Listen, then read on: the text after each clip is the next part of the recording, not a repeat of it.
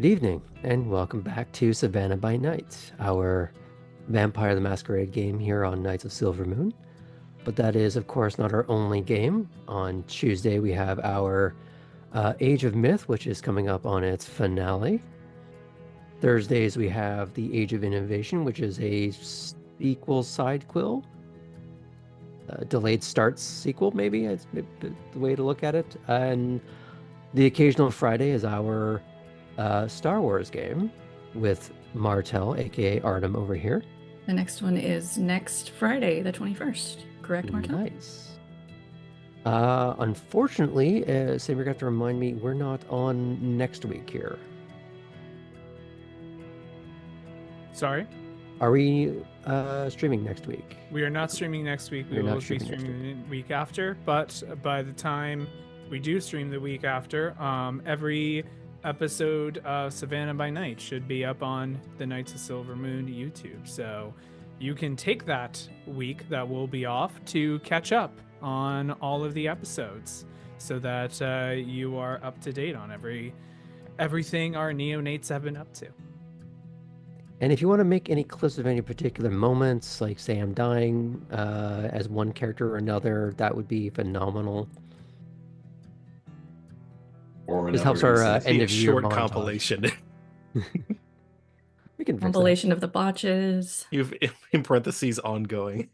It'll be like the Krillin counter. There's the Christiana collection and the Lila. It's a good L word. We'll figure it out. Ellie. Library? Or lewd. Yeah, the Lila Library. That's a good one. I do think a compilation of botches sounds. We'll get there have there. been some major ones already. But before we go any further, I want to take a moment to say happy birthday to our producer, Sam. Happy birthday. Without him, this show would not be happening, so thank you very much. Oh, I do have one more thing to plug. Yes. 3 weeks from yesterday, I am joining our friends over at Top Down Tabletop for a brand new D&D campaign. It'll be Tuesdays at 7:30 Central. It's called Embers and Arcanum, and it's a very political, intrigue-focused D&D game running the new 2024 rules. And you can keep up on all of that by checking our Discord, our socials, and if somebody could plug Top Down.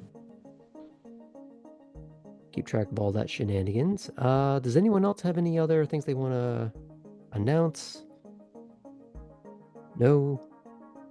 Okay then. Other than someone's, I know, playing a lot of No Man's Sky, but that's not really relevant to what we're doing, but... Whose All Sky right, is then. it then? Everyone's. That's the implication. Now, without further ado, let's tell a vampire story.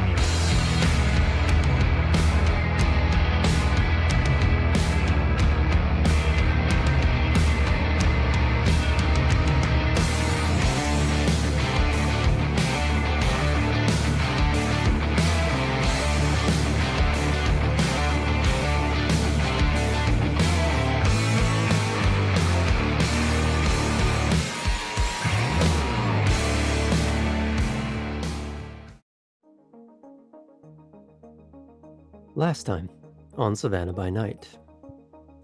Artem spent the first portion of his evening resuming the comprehensive renovation of the Seneschal's aging, weather-beaten home. But questions soon turned towards the nature of the car he's been trusted with, as Chris had let slip that it once belonged to someone important to Alden. However, Artem opted not to inquire about its previous owner. Instead, he asked what the elder Gangrel knew of his sire, Zoya, the old woman of the woods. Alden didn't reveal too much beyond what was already known, seemingly confirming that she is indeed a force of nature unto herself, and far, far older than even the institution of the Camarilla itself.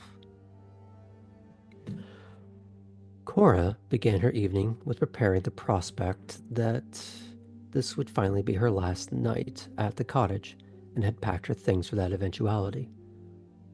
She played text tag with several individuals, some light, some complicated. What set the tone for her evening was a text from Ellie, asking if they could meet up. Agreeing, they both set off for Wormsloe. Before Ellie managed to arrive, Cora spent some time exploring the quieter space of Elysium so early in the evening and proceeded to engage in some risky behavior. While it is considered a high crime to employ a discipline within Elysium, it is, however, quite difficult to prove usage of the more subtle skills. In this instance, Cora had attempted a broader read of the auras of everyone within the main hall of the building. Some results she expected, others only raised more questions. Ellie, on the other hand, experienced a small, unintended speed bump of bringing a weapon up to the gates of Wormsloe. However, they were smart enough to announce that fact and promptly had it temporarily confiscated, the van inspected, but otherwise sent on their way. From there, the two neonates met up at the house proper, where they began to conjure up how to improve Ellie's ramshackle wreck, and left the grounds to attempt to fulfill the more immediately achievable goals. Though, Cora was put on a timetable to return for an entirely different meeting. Kate began her evening with a quick meal with someone she's begun to think of as part of her herd. Any awareness of Kate's own inability to engage in a conventional meal was swiftly allayed by a careful application of Dominate, a kindred discipline for exerting one's will over the mind of another. Though the rigors of such activity served as a reminder that she needs to expand that tasty Rolodex, or risk doing real, lasting harm to her current recurring dinner date. With that sorted for the evening, she returned to more training at Veritas Security. First, the droning monotony of the classroom environment, procedure and protocol, which, despite the dryness of the subject matter, Kate easily internalized and filed away for later use. Her next task was resuming firearms training at the company range. While Rook was not there to continue guiding her, he managed to put at least some of his lessons to use, as she seemed to finally at least make something click. With that sorted for the evening, Miss Fulton left for the night to do as all proper Venture do. Head to Elysium to network, listen, and learn.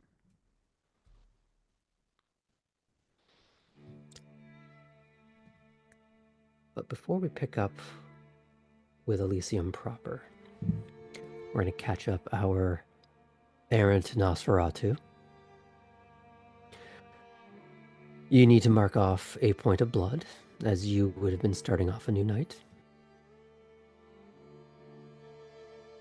What's your hunger at right now? This is the blood pool, right? Yep. How far down are you from maximum? I am 3 points down. Okay.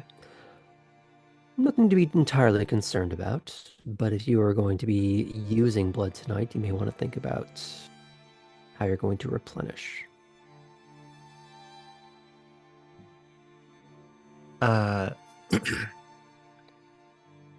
Tabby will...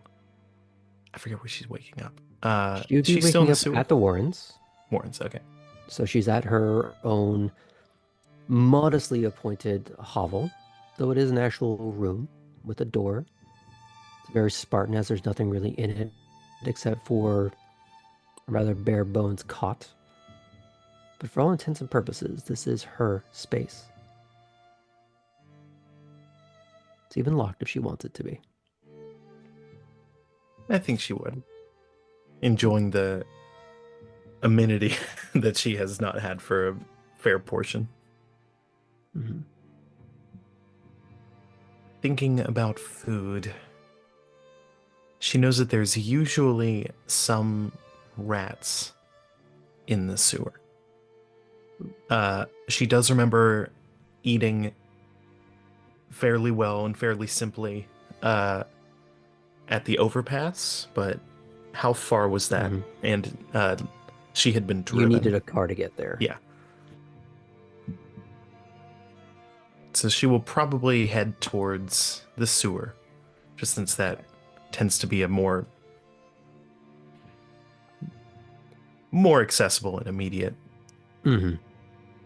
space to go. Do you have animalism? I do not. Okay. I am inoffensive to them. Yeah, that is a merit. Okay. You're still going to require...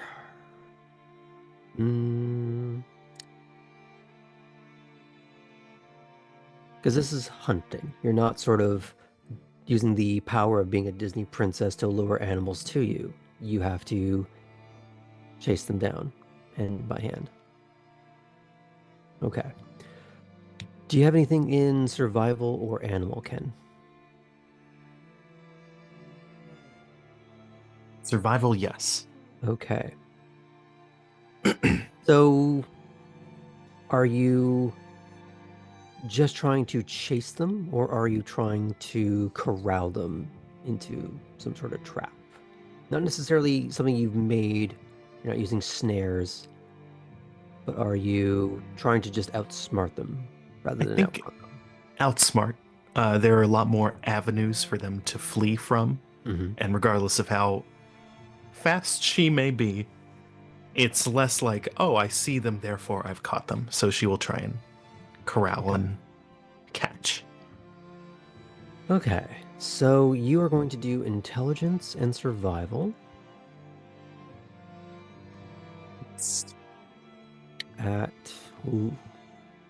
These sewers are unfamiliar to you.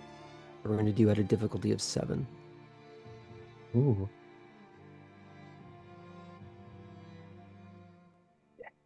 I got 2 10s, but then 1 10 turned into a 1, so I think that is you got 1 success. 1 success. Okay. It takes far longer than you want it to. This becomes what should have been maybe a 15 to 20 minute exercise back home has turned into the first 2 hours of your evening. You've had to forage for blood. I will allow you to get back over par. So you will get 2 out of this. So you averaged 1 an hour. Cool. If you want to do more, you're going to have to do it again. Nah, she's fine. Add a higher difficulty.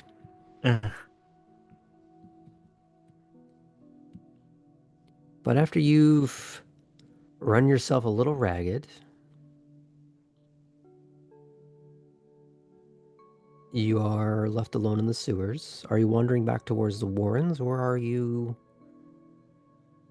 going to wander? She's wandering outward. Outward. Okay. Where?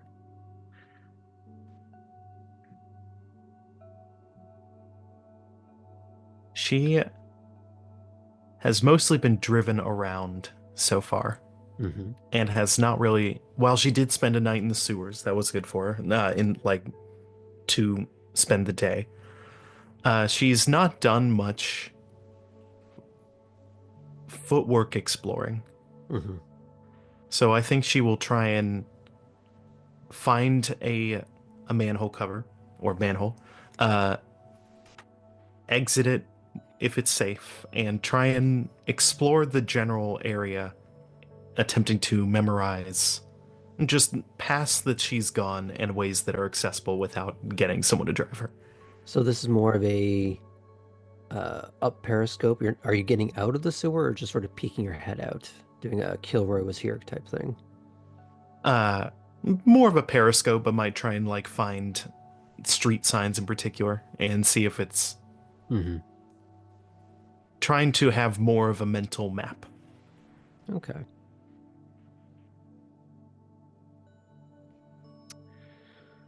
I'm trying to think how to best adjudicate this. I'm thinking intelligence and stealth.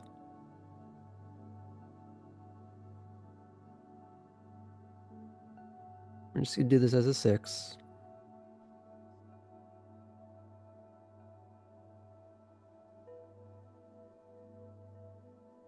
One success. Okay. 2 10s again, but a 1. Well, at least you're consistent. Yeah.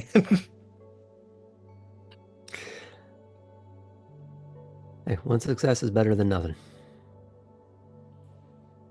It's maybe not as straightforward as you're hoping. Maybe you're too used to how the sewers were set up back in Kentucky. How they would line up with certain streets, major arteries. And for whatever reason, this is more counterintuitive than you expected. You are starting to map a little bit out, but it's slow going. It's not as a rapid progression as you would want it to be. You know a good access point from the top into the sewers and therefore to the Warrens. But that's 1. And for the sake of ease, it'll be more towards River Street because that's a more identifiable landmark. One that you know people go to, both in terms of the tourist aspect, and you would have picked up, I think, at this point that that's where some of your fellow neonates have spent some time. So it's good to know how to get there, or at least how to get back out. Maybe spend some more time. You can learn more of the access points in that immediate area so that you have a better understanding of that area. But that's where it's limited to for the time being. Cool. Beyond that, what are you doing? Are you heading back? Are you trying to venture out? Abby will try and venture out. Okay. Keep in mind, touristy. Yeah.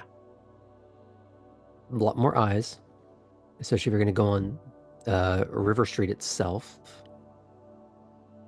which I don't recommend. I think there are a few alleys that you could pop out of, but it is still a risky gamble. I think she will try, with the mentality of realizing the kind of info that she has maintained of escape paths and out of the ways. She's going to try and walk along River Street from the street across, very, very slowly. More just kind of navigating among. Say that you're from the parallel street. Okay. Just in trying to get an eye at the street from a distance. More thinking of more escape paths and the ways of leaving. The problem with getting a parallel street to River Street is it's right against the river. Yeah. So that whole northern section is just water. And then going slightly south of that is a few alleyways that all interconnect with different streets that are slightly higher. You'd have to basically find an alleyway to pop out of and then peer around, probably down a set of stairs or ramped cobblestone. But you'd be running a bit of a risk, and you'd want to consider high stealth and obfuscate.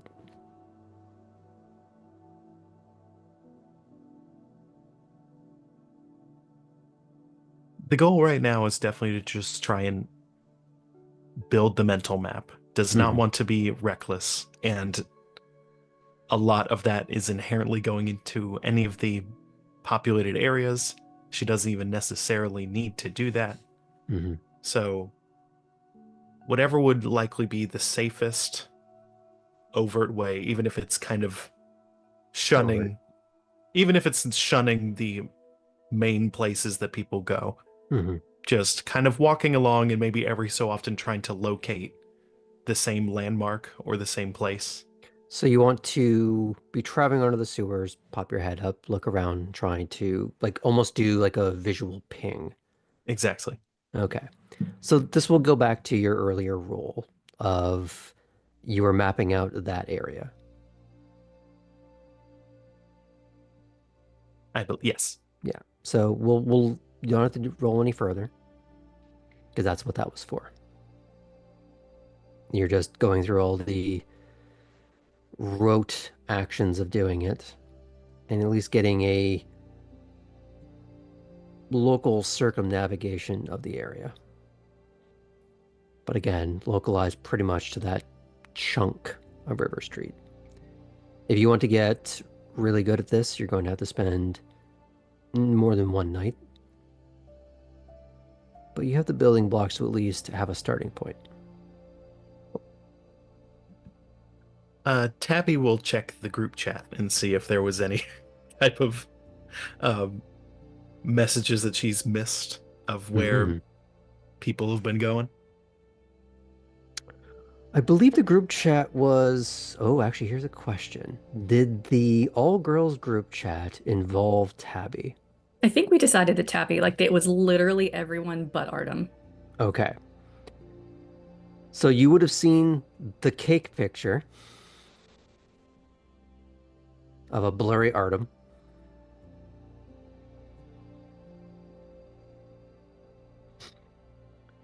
Does Dreamy need a minute?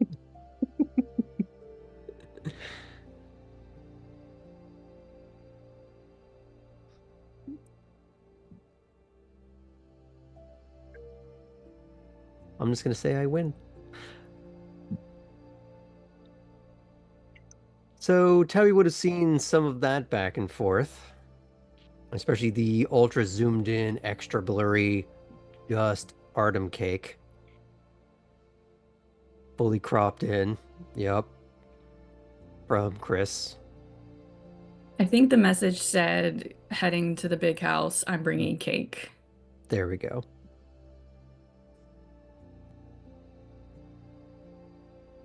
So what would you like to do with that? I guess I'll head to the big house. Now the question is, how are you getting there? It is quite a way. Tabby will reach out to Elvie. Elvie. Or Ellie, sorry. Whoops. Hey, Ellie, have you already headed to the big house?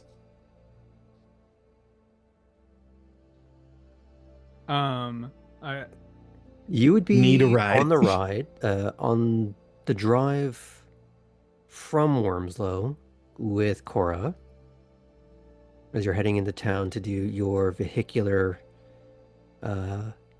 shopping. Yeah. Going shopping with Cora. We'll be heading back to Wormsloe after, though.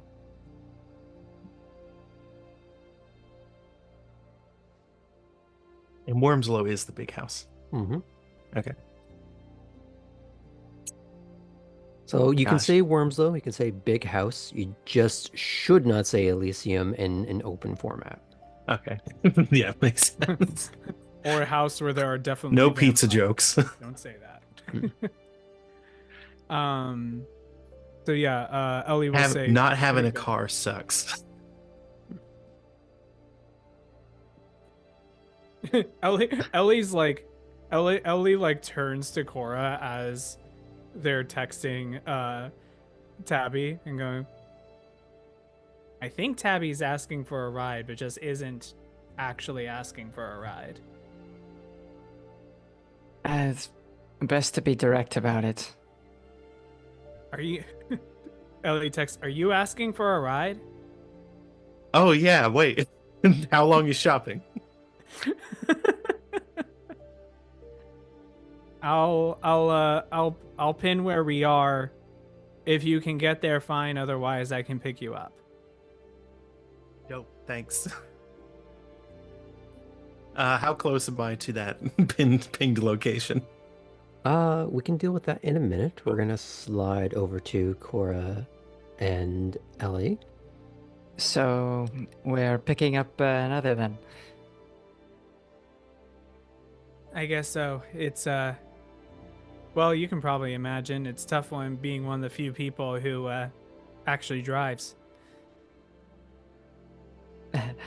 I'm just glad this has more space than the last time I had to give Tabby a ride. Really? What happened then? Look, I warned her against it, but I already had another passenger, so there was only so many places that she could go.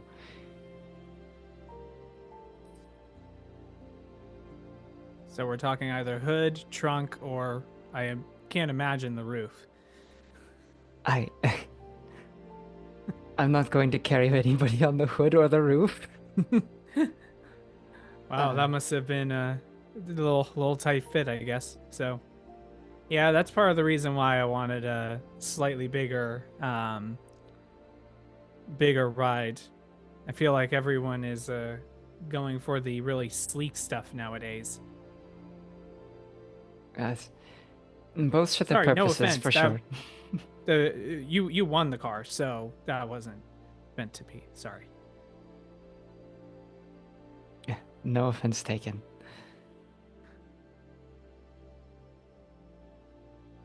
So a lot of these tire shops, they're not going to be open this late at night. But we can get a few things, and I think we did see one that might be if the hours are right. On the unspecified search browser and map maker app. So Sure. what I'll do for you here is we're not going to get into all the minutia of where you're shopping and what you get. We can haggle that off screen at some point. You're able to corral a few odds and ends. You're able to get tires.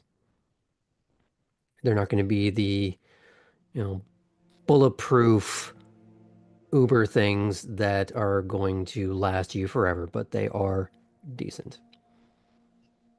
Just keep some of the other options that we talked about as an idea for the future. Because right now we're just trying to make sure that you don't get broken down somewhere. Yeah, that makes sense. Now, here's a question for Cora. Would you have stressed getting a spare tire? Yeah. Okay. So we're not going to go into all the costs and everything, but we're going to assume that based on Ellie's ability to blackmail people for one reason or means or another, they're able to get the currency required. You're able to get a few things, banter a little bit here and there. And as you are heading in a direction to pick up Tabby, is there any further conversation the two of you want to have? Go ahead.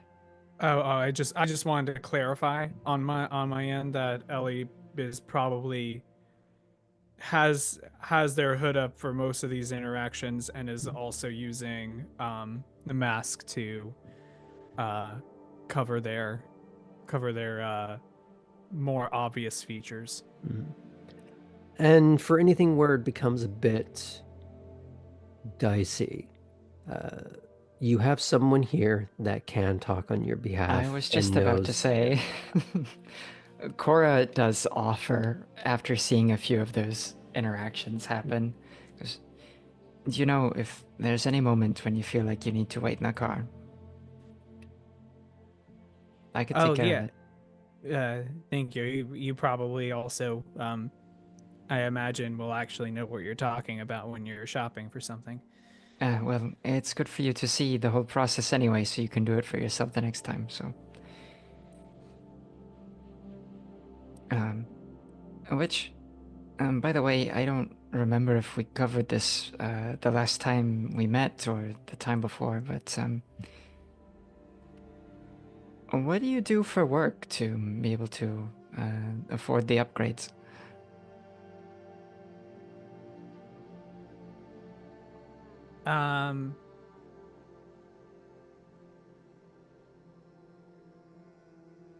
Intelligence. Huh.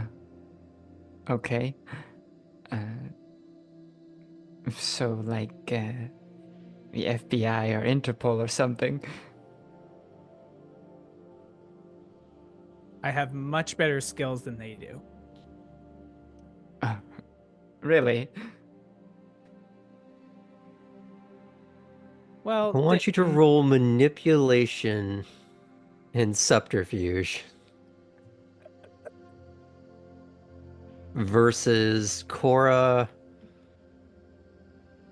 perception empathy. Both can be 6, and it's just about how many successes you get. Here we go. Manipulation and subterfuge. Does mine go up since I don't have subterfuge? Yes. Okay, so it's 7 that I have to hit. Well, actually, is it because you're trying to sell your skills, or you actually believe that about yourself? Oh, How much of this is you selling a service versus you selling a lie to yourself? okay. The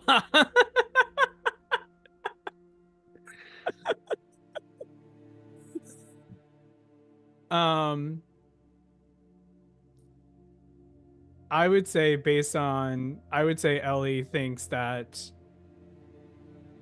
Ellie does think that they are better than most hackers around, including ones that would work for an intelligence agency. Mm. Okay, so in lieu of subterfuge, what would you...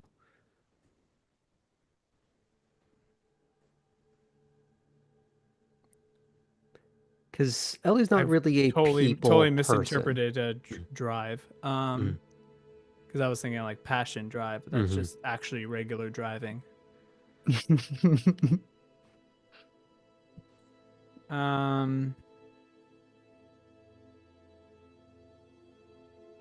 You have expression? No. Okay. Streetwise. 2. I have 2 in streetwise. Okay. I'm going to let you roll with streetwise, but you're going to do it at a higher difficulty. What's the matter? Worried about my people skills? So I'll let you use manipulation and streetwise to make it sound like you know what you're talking about. But Cora's been around before. She's heard people puff their chest up. Especially in my line of work. Mm-hmm.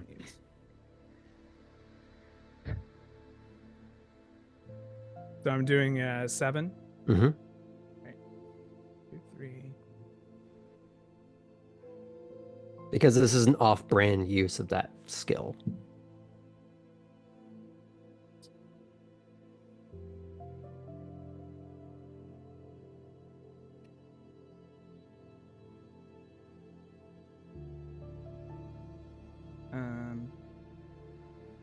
That there.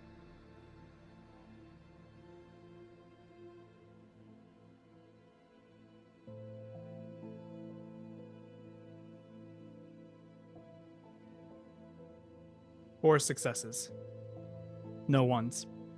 Wow, very nice. I got 3 successes, so I believe you. So it seems like I had a 10, but it was canceled by a 1. So and 3. While you believe them, you believe that there's something else in the background of it. I'm impressed. So, how'd you come about this? Is that what you did before, or you don't have to say? but it does make You me mean curious. You mean before my I changed careers? Right. I mean, I can't expect that you work for one of them now. Yeah, I mean, it was more I've always been a little bit interested in a good mystery.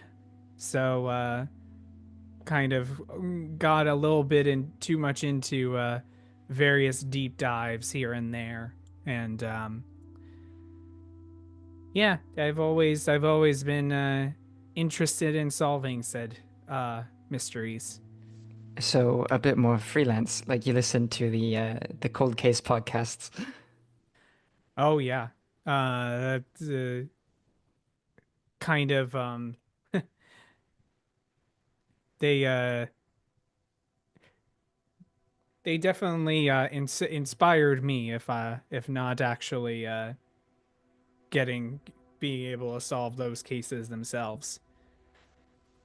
And so, are there like information bounties or something that then you can collect on? I imagine. I, Yeah. People will pay for anything to find out something about someone or to keep someone from finding out about something. yeah. Hmm. So most of your work within the family.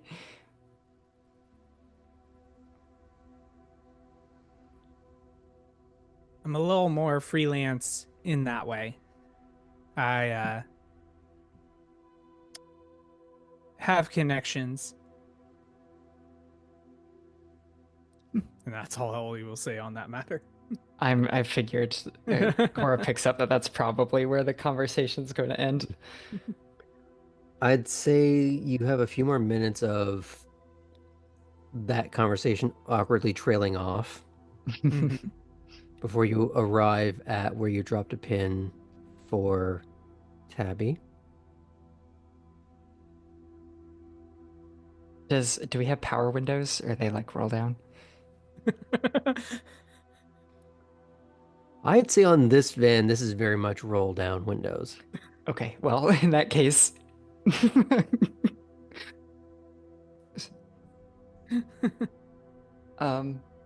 I look out into the darkness. I don't know if I see Tabby or not. Well, the question is, would you have left the back door of the van open? Oh yeah, yes. I guess it Door. probably doesn't have remote locks either. Yeah. We'd have to go in. Yeah. Okay. You would recognize the van pulling up. You would know, Tabby, that riding up front probably isn't the best for you. And you have to get in the back anyways. But as you see a window roll down, clearly looking out for you, you can hop into the back of the van. It's a little bit of a tight fit because they've picked up a bunch of things. Thank you. There actually still isn't room. You have to go in the trunk still. I would, but I had guns pointed at me last time I did that. No. I'm joking. I'm not actually going to make you do that. Here, let me make a little bit of space so you can actually fit in there. Thank you. I appreciate it. And that was a joke on the both of us, so. Oh. See, I'm funny. But I'd say buckle up, but Could tie something around me, but it's not. Then I'd have to tie it off to something else in the car. I don't think that's an option. I just I'll don't let drive anything tip over on you. I feel like bungee cords either were already in there or had to be picked up as part of the process. Absolutely, you gotta have bungee cords. Of course. Do you have any spare ones?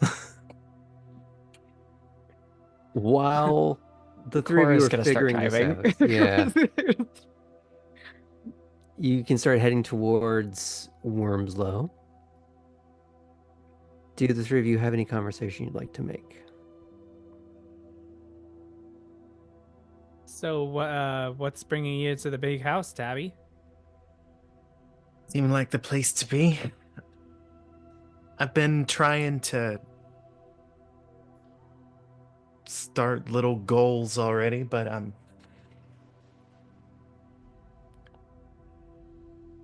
I've not had to do that for a while. So I don't have like the whole Machiavellian plot going yet. I don't know the good steps for that. Kind of wandering around without a car. And you aspire to be a Machiavelli, huh? I never read The Prince. But you know of it. Yeah. I'll be sure to keep my eyes open for you then. It sounds like maybe I wouldn't want to cross you. Yeah. Bad move. I crash cars. So, Cora, do you have any advice for Tabby on being Machiavelli? Me? No. What were y'all heading to the big house for? Well, that was the meetup, so Cora could help me get some new parts for the car, and then going back to drop Cora off, and then see what I want to do from there. Cool. Mind if I tag along? Oh, sure. Also, and pulls out her phone. I mean, it seemed like an important place to go. Showing the picture. Is that? I think it is. And like while driving, like like Ellie, like with your permission, Tabby, like takes the phone. Yeah. and just looks at it and is staring at the phone, but also is noting who is all in the group chat. You're a techie. Is that edited? Is that photoshopped? Hold on. Let me just see for a little bit. What are you trying to accomplish here? You're taking no, pixel peeping in an unintended direction, I think. Yeah. No, it's but they just go, it's I don't think it's photoshopped. And just hands the phone back to you. How can I be anywhere else tonight? All right. If there's nothing further to add, we're going to fade out of that. Or I guess blur out of that.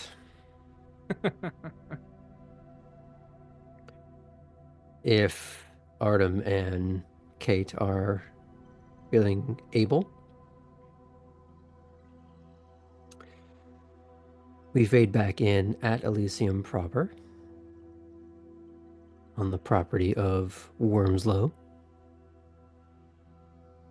on the southern half of the Isle of Hope.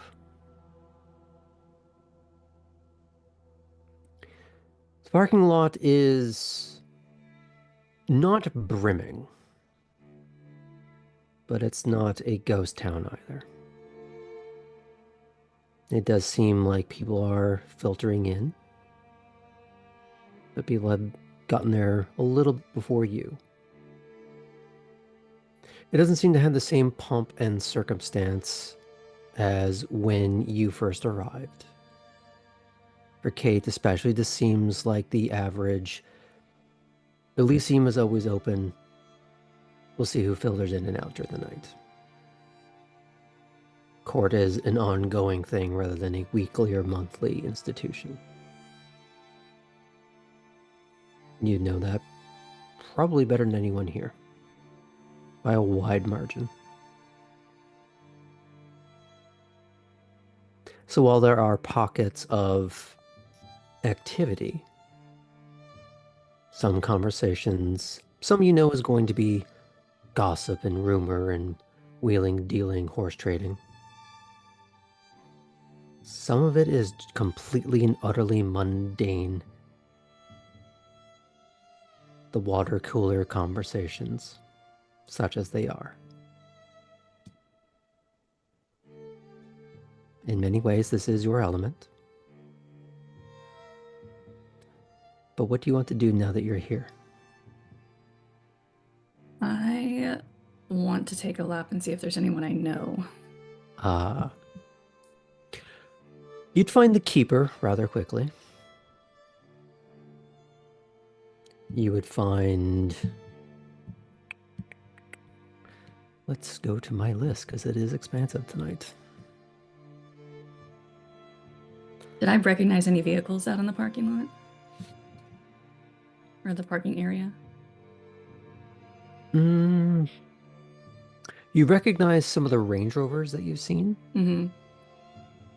And you get the impression that's fairly ubiquitous in terms of staffing. You do see some pickup trucks, some fancier, sleeker cars. It is a bit of a gamut. Did I see the truck? Because I think we were told last time about 2 individuals that were there, but I don't know if Kate knew that. We're going to say you see the truck. Okay. And for Artem, because you've also gotten a pretty good look at it yourself, you would have recognized that as well. If you were to do any rounds to the other side of the house on the exterior facing the water, do either of you do that? Or do you just go from the parking lot into the house?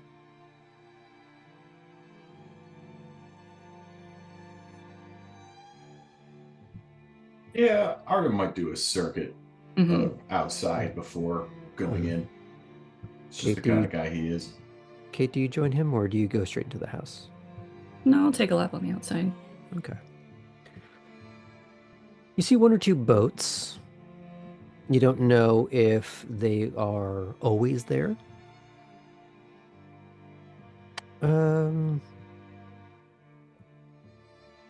Artem, you don't recognize a boat that maybe you would expect to see.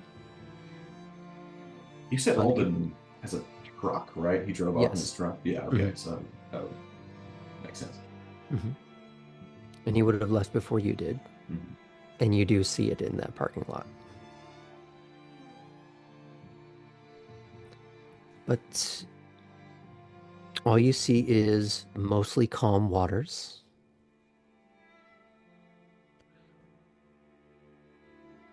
Broken up by the din of a small boat with an outboard motor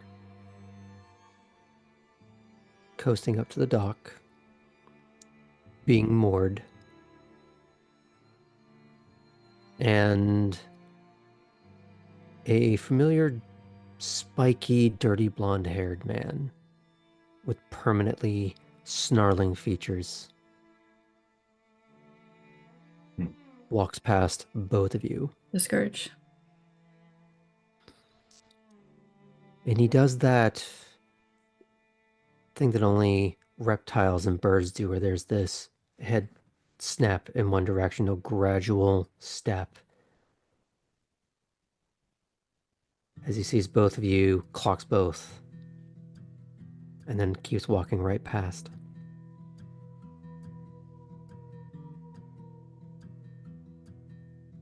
Artem will give him a nod. He doesn't nod back so much as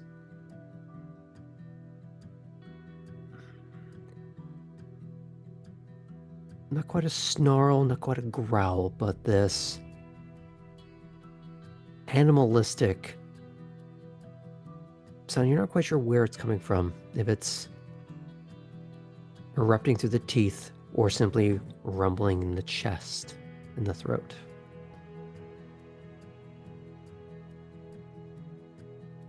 But he otherwise pays no attention.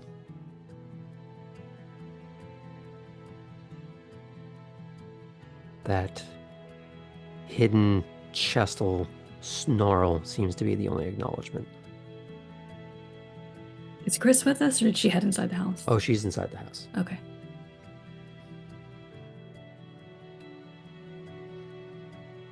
So, do you head on in? Yeah. Do you follow him in, or do you take a different door? Follow him in. Yeah, if it's the most direct route, like, we're not on his radar, and that's a good thing. You see he's padding by barefoot, weathered jeans. Clearly someone who's used to being quite rustic. He heads in. He doesn't hold the door, but he doesn't slam it. He's just walking ahead.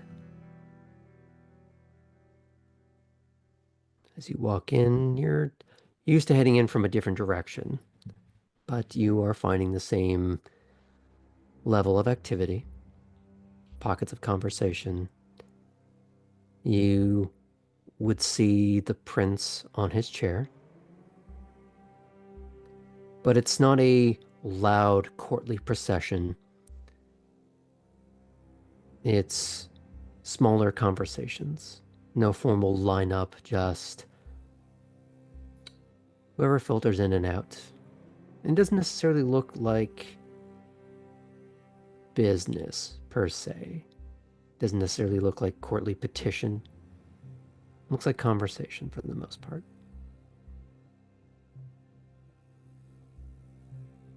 And he is not dressed in finery. It seems more like a casual, almost tweed with leather patches on the elbows. Less teacherly and more someone that does regular hunting over a sweater. And something you may have noticed, doesn't seem to cut that particular high frock Ventru image that you might be accustomed to.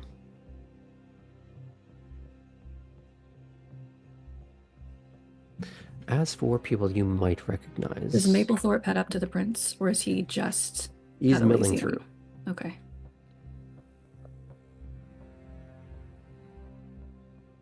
As for who you would see... I'm sorry, I have to go through my expansive list for this tonight, because it's a lot. Next to the prince, you would see the man from the other night. The one that stayed close to him at the rebuilding effort. Dressed much the same as he was. Not 5 feet away from him, but not 50. He's staying in a relatively close by orbit without getting in the way. And he seems to be talking with Jean Corwin.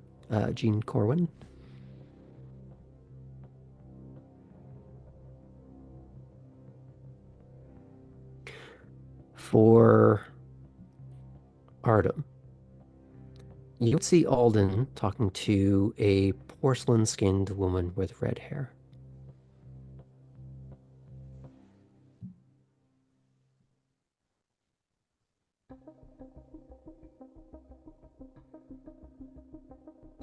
You would both see the keeper talking with a older man with silvery white hair and a beard, and a young woman in tow.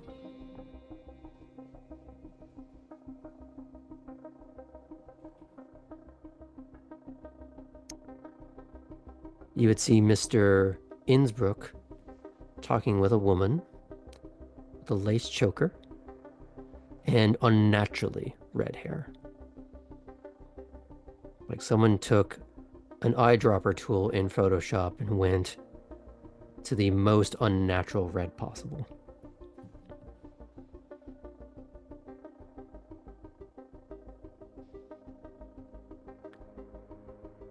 You would see Chris, Lewis, and Harlan talking somewhere in a corner.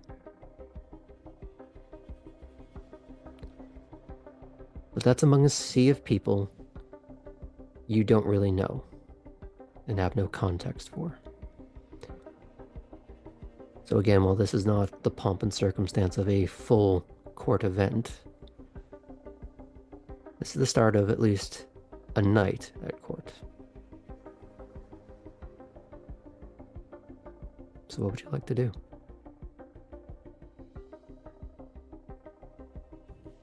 So Artem would like to see if Mr. Limehouse is present. Ah. Let me look at my list. You do see him talking to 2 individuals, but you do have to go hunting for him if that's what your intent is. Are you splitting up or are you staying together? I think we'll split up. Okay. So for Artem, you'd have to go and find him in one of the offshoot parlors. Your first night, when Tabby had to give her introduction, there was a gentleman that was called forth by Alden when he yelled out, "Teague." This is one of the gentlemen that is talking with Samuel Limehouse. The other you do not recognize.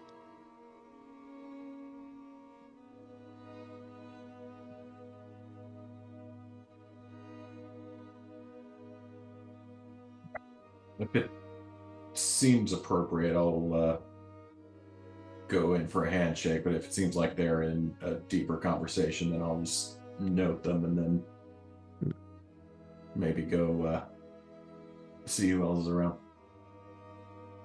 They're in conversation, but it doesn't look like a tight huddle. It doesn't look like it's private. You can't quite make out exactly what they're saying. And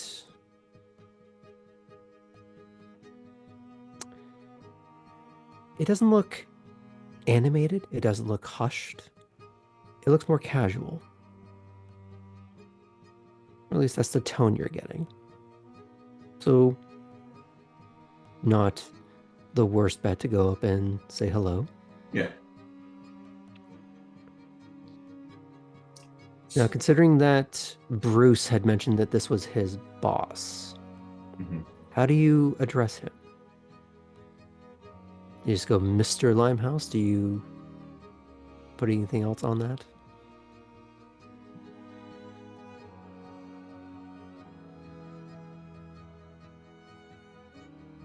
Yeah, Art doesn't know a lot of honorifics aside from that, so he'd probably just say, Mr. Limehouse?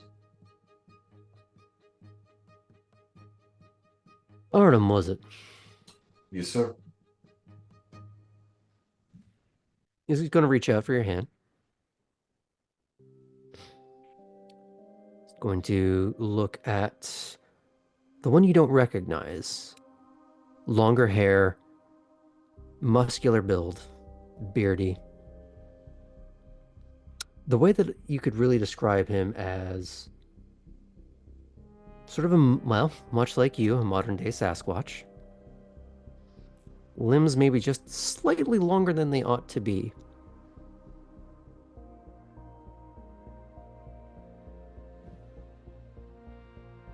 Ah, right. Hank, this is the one I was telling you about. Alden's new live-in. Nice to meet you. Hey, Hank Porter. I don't know if you met Mr. Teague over here. Not officially. All right, please. Robbie, Teague, whichever one floats your fancy.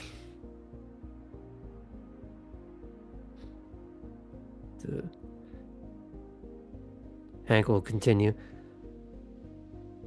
How are you finding life here so far?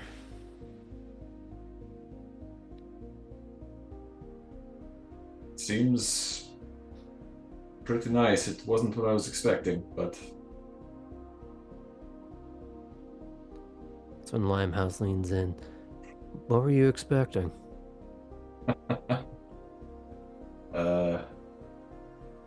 Georgia the country, actually. You see this wave of people who are trying hard not to smile, smirk, and it's Hank that does start to laugh first. But it doesn't seem cruel. It's like he's putting the accent together. Oh. Well, how the hell did that happen? It's a long story, honestly, but... I mean, he kind of looks around. It seems to have worked out all right. So far. Now, correct me if I'm wrong, Martel. During your introduction, did you mention you were supposed to be here with someone else? You had mentioned it to Misha. Did you say it to the prince? I think Alden caught that I had said we, and he got it out of me. So okay. Probably, if you're paying attention, yeah, they would know that. Mm-hmm. Limehouse will add, except for the fact that you were supposed to be here with someone, weren't you? Yes. We're working through that too. Well, if there's any way that I can help expedite that process. I know guys in a lot of ports. Maybe we can see what we can do for each other. I appreciate that.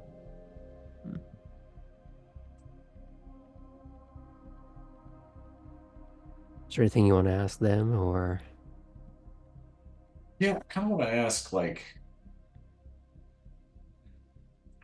because Limehouse said that he ran a lot of the unions. Mm-hmm. And it seems like there are other people that would run, you know, the businesses that the unions would be organizing against. So I want to, I'm trying to think of the most polite way to ask, like, is that a conflict of interest, or are we just all on the same team there? Like, how does that work?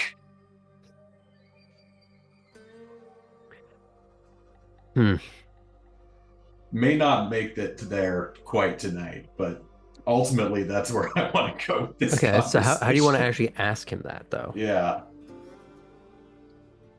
So I'll say something along the lines of, you said you were in charge of a lot of the unions around you? Is that right? In charge, involved, influence. How does all of that work? A lot of speechifying. A lot of ground pounding. Bit of chest thumping. Sometimes a bit of face hitting.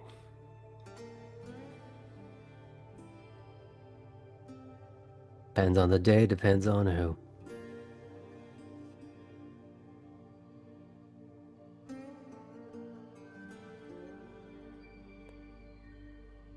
Got a background in labor, so... Yeah, I caught that last night. Seemed to know what you were doing, at least. How to take direction. Self-starter. All good qualities.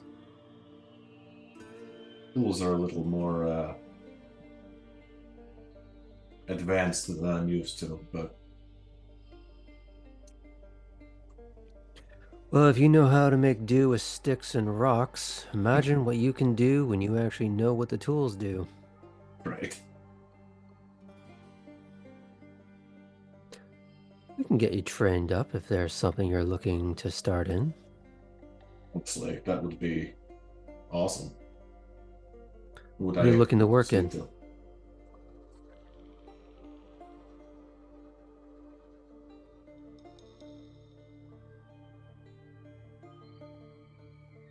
Houses have been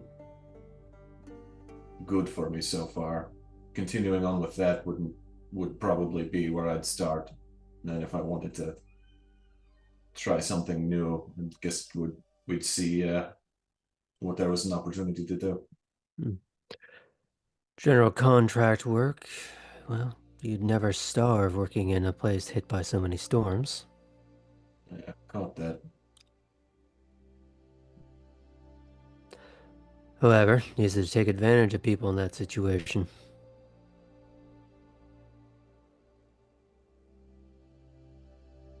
Don't need much. That's what most people say when they're starting out, and then they get a taste for it.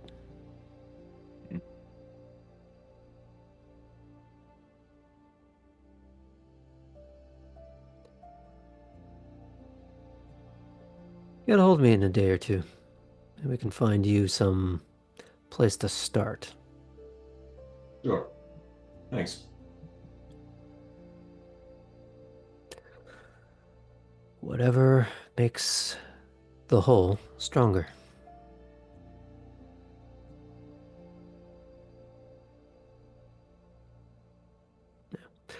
I have a few other conversations I gotta go have. Enjoy your night.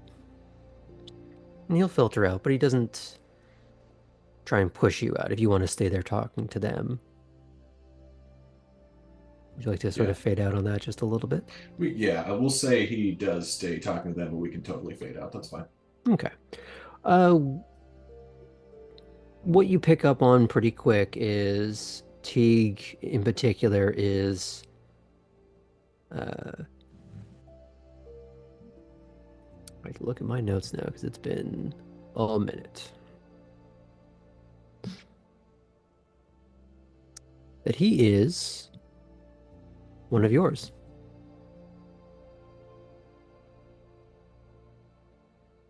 That the reason why he travels around as much as he does. He doesn't like to stick around in one place for too long. Goes from city to city, court to court, picking up little bits.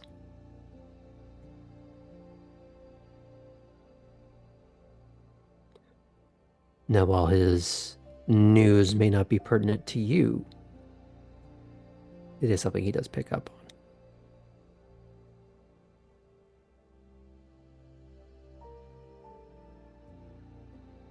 Really cool. But while you have these little conversations and minor revelations, we're going to pan back over to Kate. You are basking in the civilized concept of society, finally. What are you doing with that? I'll see if I can catch the attention of either Corin or Innsbruck. But if neither one of them make eye contact, I will head to Innsbruck. Corwin seems engrossed at the moment. And who was she specifically talking to? She's speaking to the man that accompanied the prince the other night. Among a few other individuals that are filtering around, but it does seem more business. Like there's less joviality to it. Mm-hmm. Everything sort of seems to be functional and utilitarian. Everything is serving a purpose. What about Innsbruck and the redheaded woman? It's slightly cloistered off in the sense that she is leaning back against a pillar. She's holding a wine glass, but it is not wine that fills it. He has no such glass. And, oh, because I love the imagery of this, he is doing the anime forearm lean against the pillar, but in a way that she seems to be rather taken with it. It's that sort of smile that reaches over the rim of the glass from the eyes. Mm-hmm.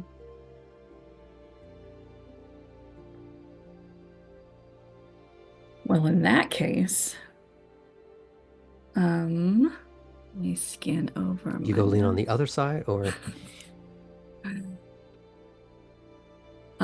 I'll give that conversation a minute to do whatever it's gonna do, lest I be known as the cockblock of Elysium.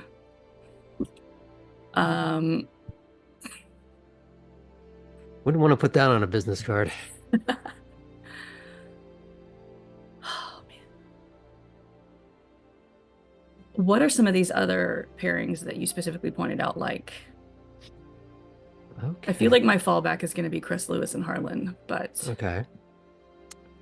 You I guess I would like take the long way to them. Okay. If everyone else is caught up in these conversations and there's no one to like get drawn into besides them. Mm-hmm. Ah, okay.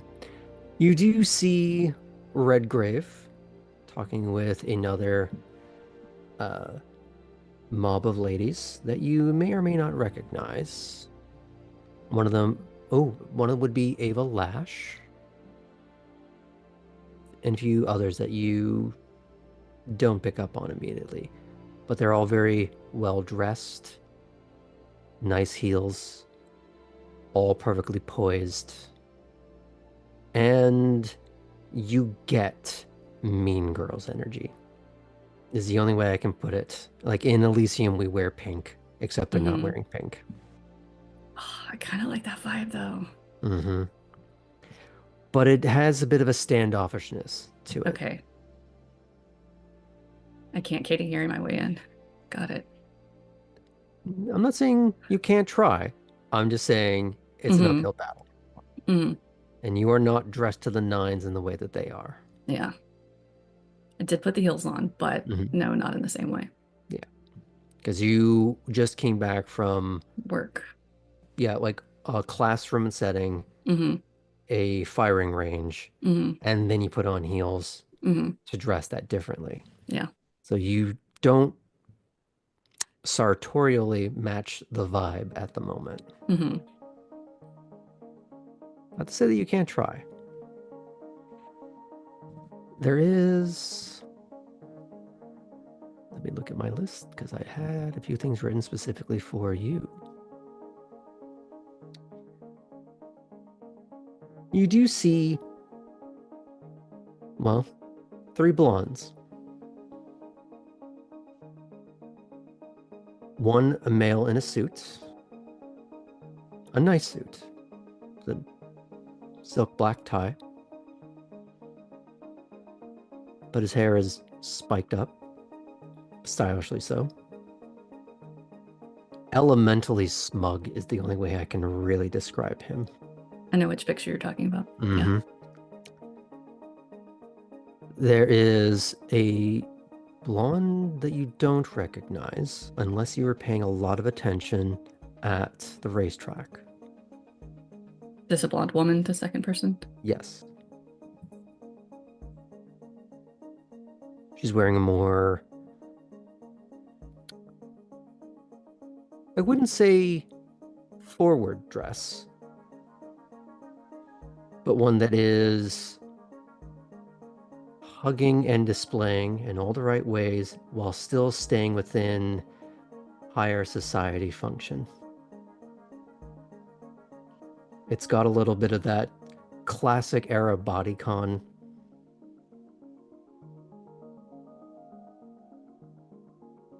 Like maybe there's a built-in cincher that's very well hidden. Next to her, though, in a more modest in terms of how much it's showing, but still its own display of a almost ankle-length sweater dress, like turtleneck sweater dress. But this blonde you recognize. Is it Belle? It is Belle. There appears to be a conversation going on. It doesn't look... It's hard to gauge what the vibe is there. There's more just a few fleeting looks back and forth, a few exchanged words. Well, whatever it is rapid. Did you say rapid or rabid? Rapid. Whatever is being conveyed is happening very quickly, almost as if there's a bit of an understood shorthand. Clearly, these are people that communicate very regularly and efficiently, which is a good trick considering you've caught a few oddities with the way Belle speaks. Mm-hmm. Do you approach? Yeah. Okay. I'll follow up with Belle after the phone disaster. Okay. As you do get a little bit closer, I'm assuming you're not making a beeline, you're sort of No, navigating mingling, through. yeah. Yeah. The way they'll put this is that for every named NPC, there's 3 or 4 unnamed paper cutout anime silhouettes that just fill up the room. Mm-hmm. So you filter through the unnamed NPCs. Belle looks over and sees you, smiles, and actually gives you a little dainty wave. She speaks to the other two in a way that seems like she's excusing herself before she sidles out. And she sort of wafts in your direction. She takes a look up and down. But it's not like someone examining a future meal like you have probably gotten used to doing yourself. It's more this ethereal analysis is the only way I could really put it. She lingers on the heels for a moment. After doing the top pass, then the heels again, just... Oh, you took the job.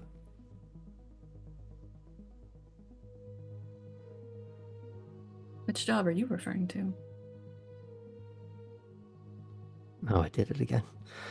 Sorry. It's all right. It's all right.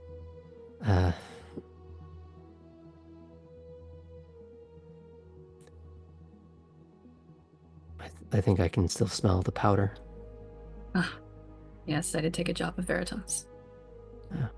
How is it?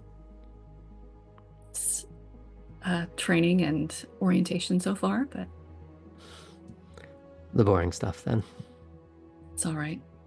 It's a foot in the door. With those shoes. Well, you know you have to be ready for any occasion. Though no, these are not the workplace shoes. Rook already scolded me for having the wrong ones the other night.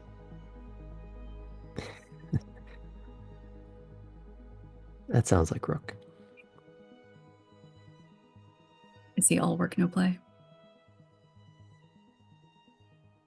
She leans in. It's a little more conspiratorial than maybe you were expecting. Goes, most of you are.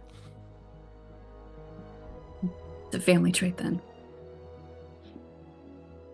But it doesn't have to be.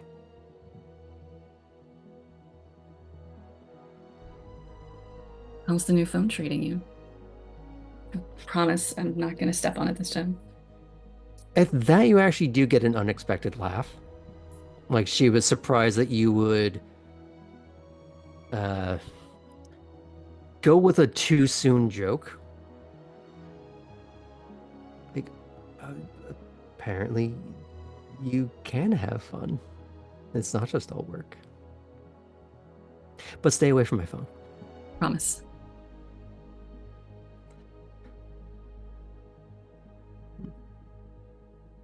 Have you been able to see more of the city since, or have you been locked into work? I've been out a bit. Gotta eat after all. We can't have gosh, how do I phrase this? Catered meals as easily or at all. Her shoulders slightly sag as her head cants to the side, and there is this brief glance towards the blonde-haired man in the suit, as she then tries to correct and put her attention back on you. I'll let my eyes follow where she's looking. Mm.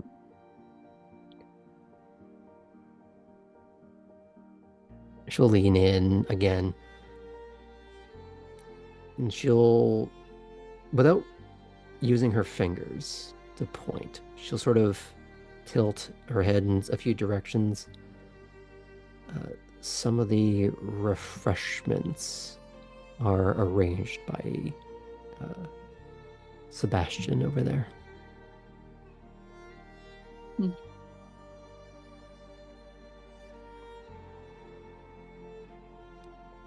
But for you, that might be exposing yourself too much. A little too personal. And she stresses the word exposing.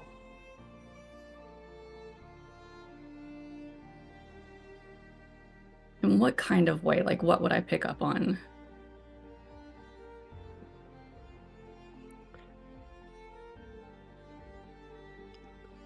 Over her shoulder, you would see the other blonde woman in her rather showy dress. Mm-hmm. You would maybe pick up on the fact that despite how much Belle is covered, it's still a very clingy turtleneck dress. Mm-hmm. Despite how much it covers, it leaves nothing to the imagination. Mm-hmm. Exposed.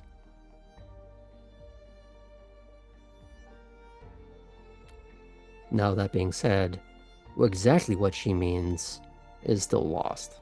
Mm-hmm.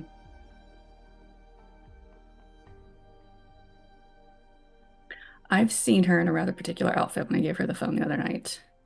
Would I get the vibe that asking what she does for work might be too much? Like, would it be appropriate?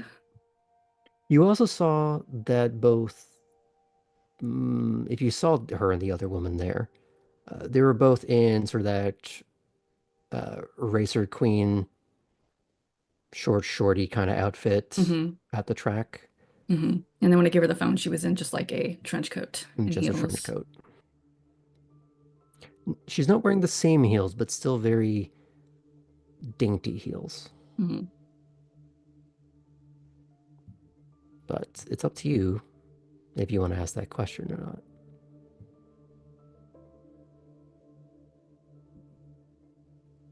Well, you know what I do for work here. Would it be all right to ask what your line of work is? At that point, from below the waistline, you see her pull up that glass of not wine. Mm-hmm. And she takes a very slow sip. Modeling, dancing.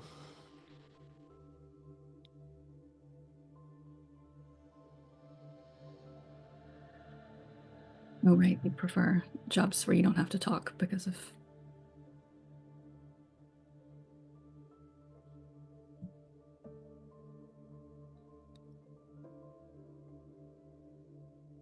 And the way you see her fingers curl around the stem of the glass and her shoulders didn't quite recover from that sag. In her other hand, she takes out the phone and she's going to ping you. Like, I need a minute. All right. And she walks back out through the crowd.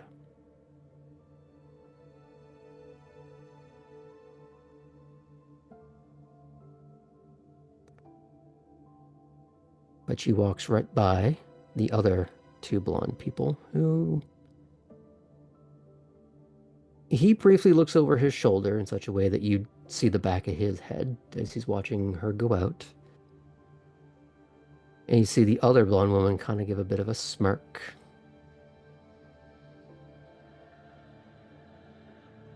But she doesn't look anywhere in particular. But it never reaches the eyes. At this point, I would like both Artem and Kate to roll perception alertness at 8. I'm going to say this now. Botching cannot affect the outcome because there's no way this works that way. What was the DC? 8. 8 for Okay. Kate. 8 for Kate. That is 4 successes, because when you re-roll a 10 and you get a 10, you can't re-roll it again, correct? Unless you have a specialty. Okay, it's 4 successes then. Got 4 successes on a difficulty 8. No ones. No ones. How many dice were you rolling? 4. Damn. I rolled 2 9s and a 10, and then I rolled a 10 on the 10. I'm built for court, y'all. Notice Lila's That not here. was incredible. Chris is also not here. She's somewhere else. She's in the room. What was that, Art? 3. 3. Man, this would be really bad if I told you that the opposing roll was much higher. But the two of you spot somewhere over the balcony that oversees the main hall of court Valeria Vega.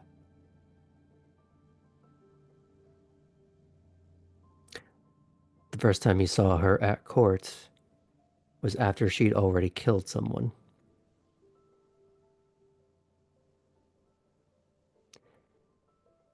The last time I believe you saw her, you never knew she was in the same bar until she was leaving.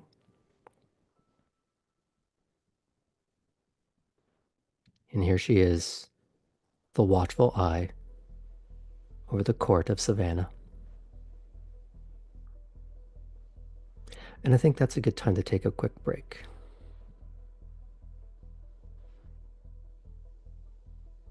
See you soon.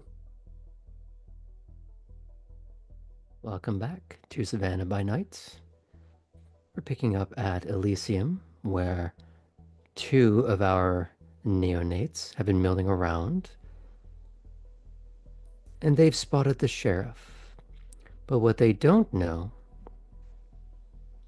is that the sheriff had spotted them long before. And as they finally notice her, she looks down at them from different parts of the room, and she just holds up a little glass, a little nod. Just give her a little nod back. And she filters back into the sea of paper cutout NPCs hidden among the crowd, realizing that you were lucky to spot her, but not lucky enough to see her before she already saw you.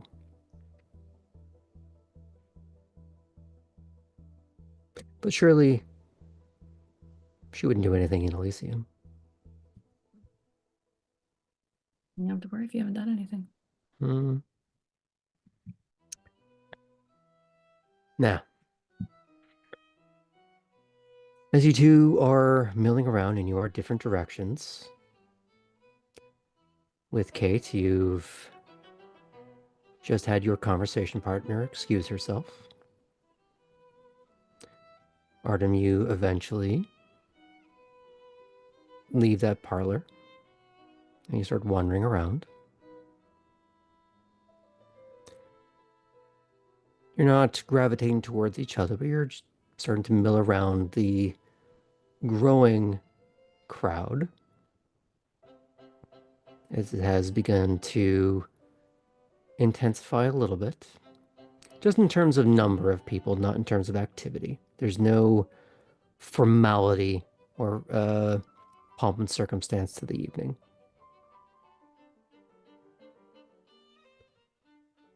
But at this point, our other three finally wander in.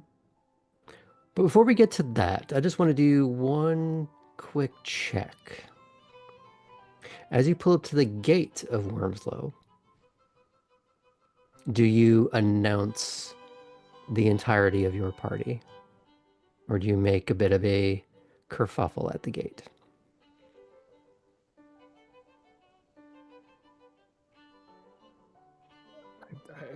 I don't see a reason to make a kerfuffle. Mm-hmm. I announce everyone that's in our car. Mm-hmm. Julia still has your weapon because you said you were going to be coming back. Yep. So there wouldn't be any further need to inspect anything, except for the fact that they absolutely do. You have to earn that trust back now. And because you say Tabby is in the back, Gonna be the second that's time two that strikes. I've been in the car where Yeah. Tabby has been sitting in not a actual passenger seat. It's, But you're waved in. They just look around. They don't see anything different on the fact that you have all your car accessories. They do move a few things aside, just making sure that you didn't fuck around, bring something else in that you shouldn't have. But you get the nod, the wave, and you're sent on your way.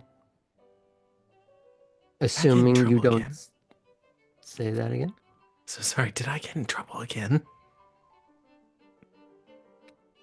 There is no trouble. technically, no. I'm not hiding anywhere. Sorry, carry on. Mm-hmm. You get up to the house, and this time there's a lot more cars. Well, looks like we lost the parking space. Sure does. It's not filled, but you're going to have to hunt around for a space a little bit more. Not that I have been here for much longer than everyone else. Would I be aware if this is the type of thing where it's just we happen to have a bit of a crowd, or does this feel like an event? This is very common. I would know that this is very common. Okay. That it's when you showed up, there was no announcement, there was no expectation. It was just another night ending in Y. Mm-hmm. And you would know that there are a few scheduled Elysium events, like a specific, you have to be here, this is mandatory type thing. But you would know Court is more fluid Mm-hmm. and organic in that people flow in and out. Sometimes the prince is there, sometimes the seneschal is there, sometimes it's both. Sometimes it's more just a case of conversations are happening. Sometimes it's as simple as people are gathering for parlor conversation. Trading, trivia, or rumors. But there's nothing special. But when these sort of things happen, which is regular, it's always an opportunity. Either to advance your interests, to frustrate someone else's, or to cause problems for yourself if things don't quite go your way.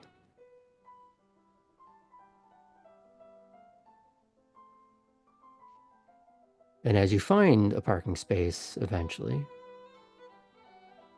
you get to figure that out. Now, while the two of you, the two Nosferatu, don't have any standing meetings, Corey, you're getting close up to when you have one. Well, it does seem like it's about time for me to get on to that other appointment that I mentioned. But this was good. I hope that you're able to put everything together. Thanks. I'll let you know if everything goes well and or if everything breaks. I appreciate the help. Yeah, happy to offer it. And let me know if you need any other assistance. I owe you a favor. Yeah, So let I'll me keep know that if in I can mind. help. Yeah, of course. See ya. See you. And she'll step out of the car and head inside to find Miss Holloway. No, your text was to meet Lewis. Ah, It was just meet from Lewis. Grace. Okay, perfect.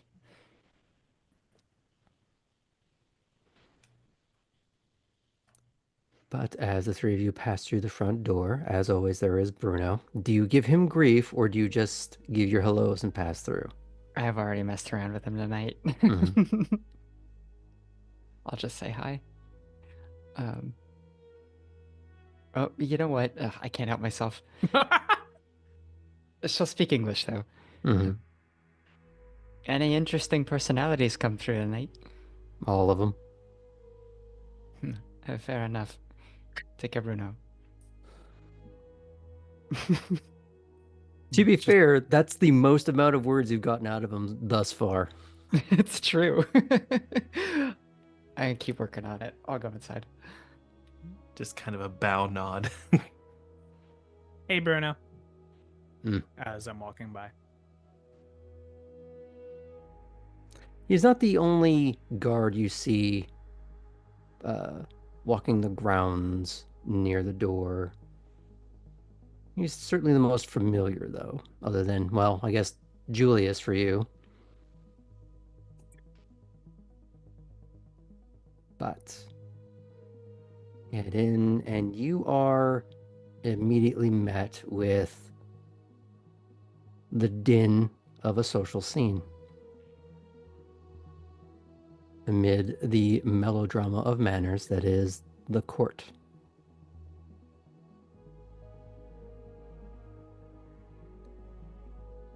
Now I will go through a few of individuals that you would all recognize rather than the others. Yeah, Cora's definitely kind of, after she gets through the door, steps off to the side just to kind of get her bearings. Okay, let me find my expansive list again. As before, you would see the prince, his chair, but not sitting in it this time, just inviting a few people onto the dais for the conversation or talking around it. It's more a case of people know to go in that direction for the most part. For Ellie and Tabby, and to an extent, Cora, you would recognize Edward, Lila, and Cora, you would recognize Edward. The other two would recognize Lila and Fitz. And talking with another individual, just in a little quattro huddle, of maybe people you wouldn't quite expect.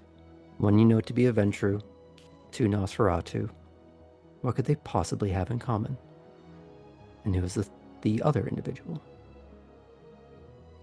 Except for the fact that Tabby would recognize the fourth person. Maybe not by name, but by face. Matthias. From the racetrack, he helped set up the little bet that you didn't quite win.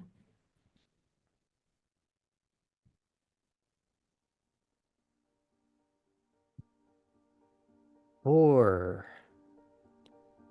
that same squadron of mean girls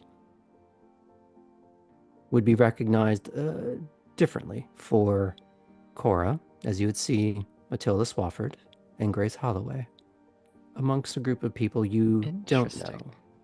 Okay. But similarly of one stature or another, they sort of orbit in and out of each other, sometimes pulling in a few others, sometimes others leaving for a period, but they seem to be mean girl strong at the moment.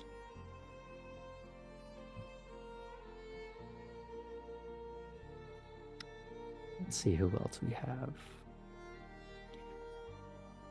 You would all recognize the keeper, Atherton, talking with an elderly man with silvery gray hair, beard, and a young woman.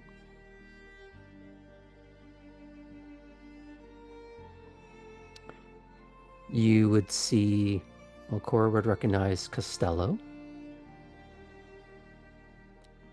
having a conversation with a blonde woman.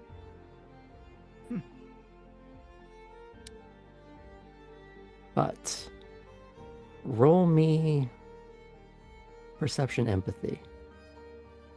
I can do this. Just Cora.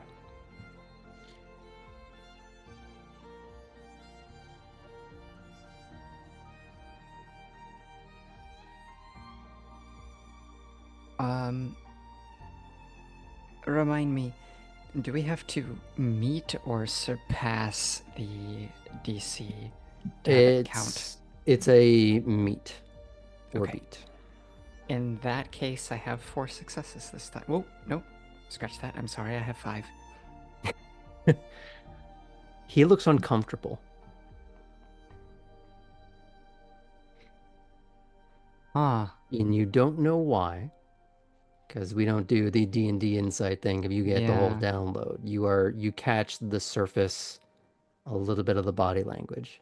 He looks like he's trying to twist out of the conversation. You don't know why. How much time do I have? Does it seem like I would have time to go rescue him from this conversation? That's up to you. Do you want to peel off from the trio? Can I check the time on my phone? Do I feel like I will be you could do this on the way appointment but to Lewis punctually? You would have to find a way to do this smoothly if you're going to do it that way. Okay.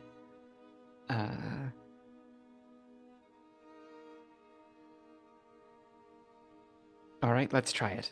Okay. So,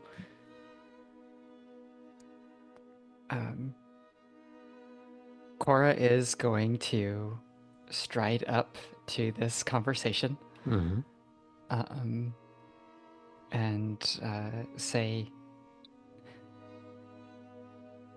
wait, should she use first name or should she use last name? You go, Mr. Savini. I will say, as you get up closer, you do recognize the girl from the grid. She's one of the grid girls at the racetrack. Oh, interesting. Okay. All right. Well, somehow wearing more clothes, but more scandalous despite that. I'm going to stick to the plan because I know I don't have a lot of time. But I will acknowledge her too. and like be pleasant, smile, nod my head in her direction, and then go.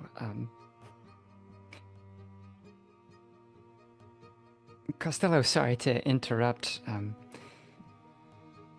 There was something you were asking me about the other night.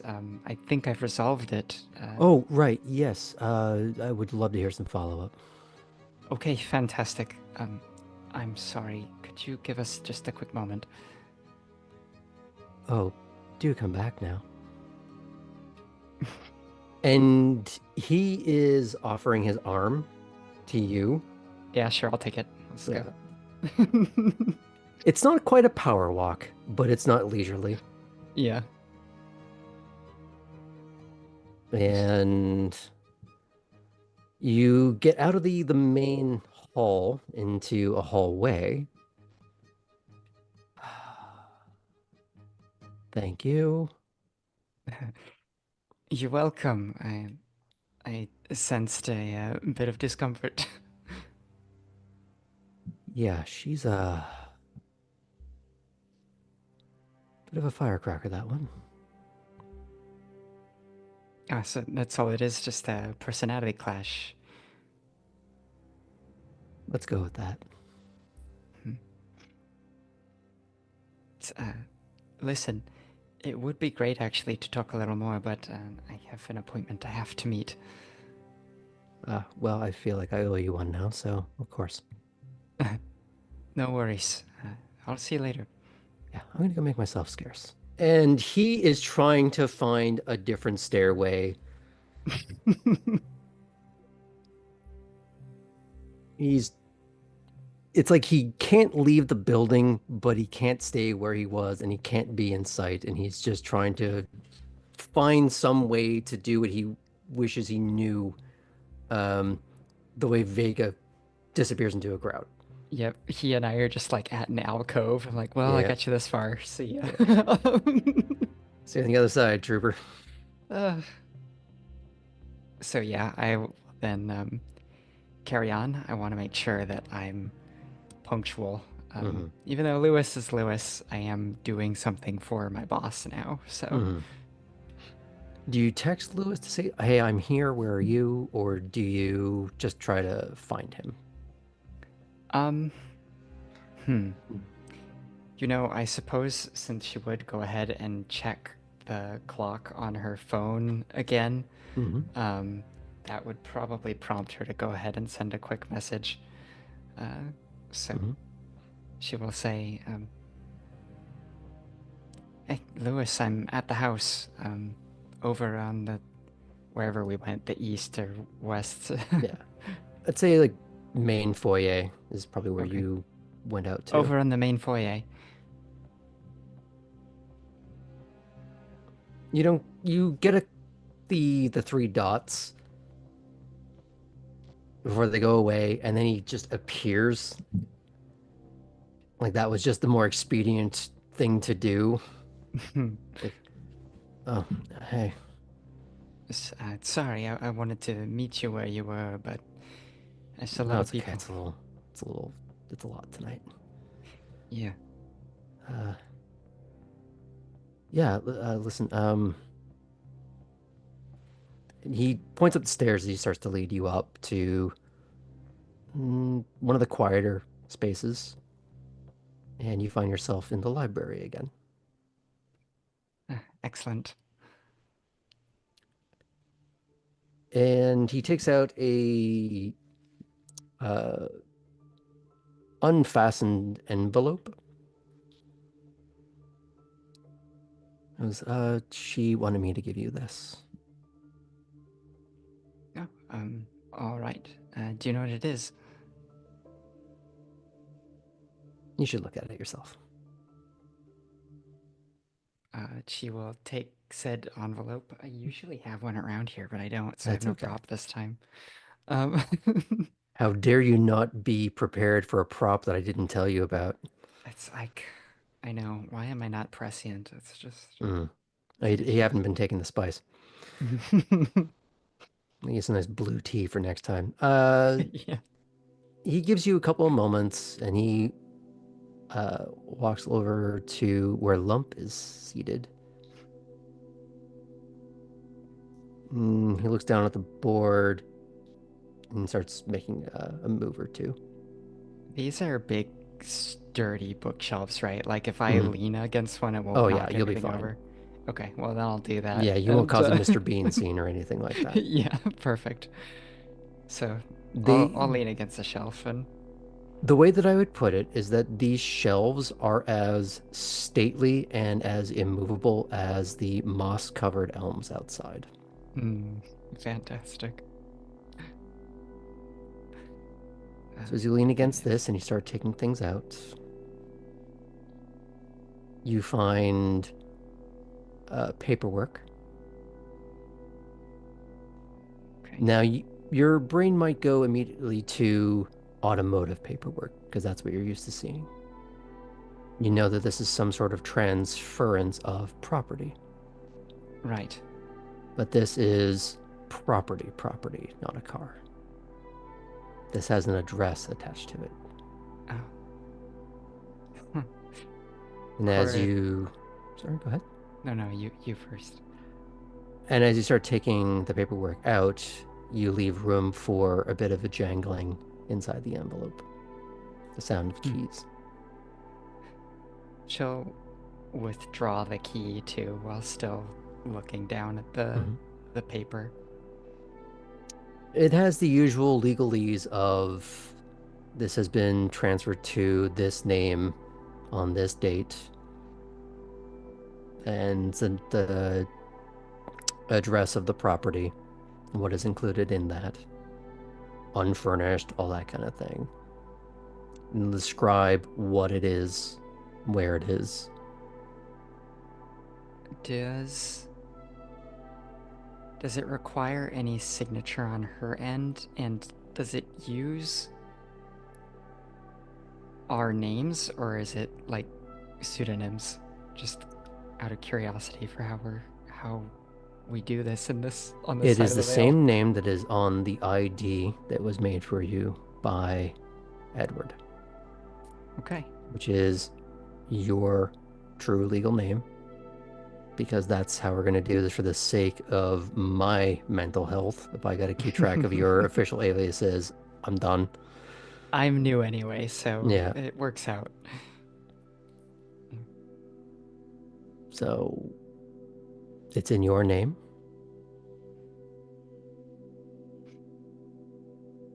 All that's left is to go and check on that.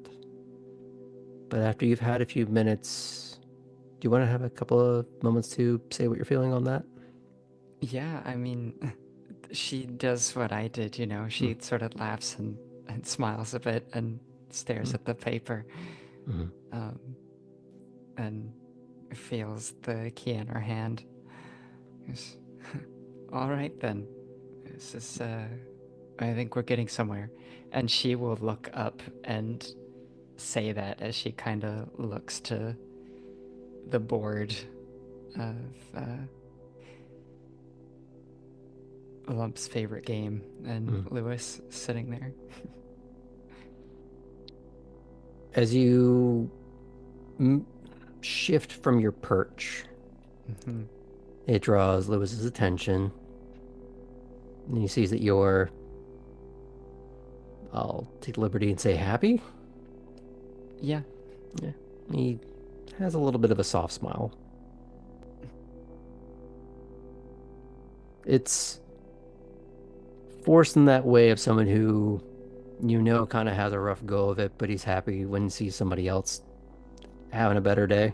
Yeah. Lump, their face doesn't quite express anything. They just give a little awkward wave. I'll wave back. I'll fold up the paper and put it back, pocket the key, and then approach. It feels nice to feel like I'm starting to find my base here, you know. Yeah, I get that.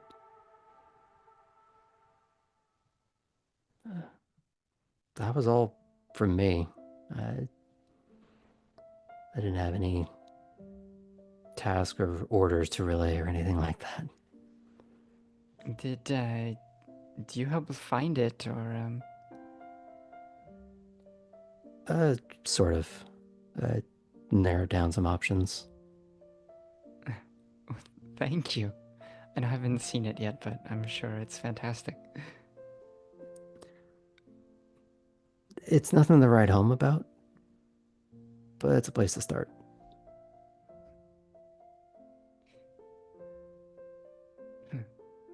Lewis, I'm sure you can tell, but in these days I feel like I get emotional easily, and this is really nice. Yeah. Glad something's working out then.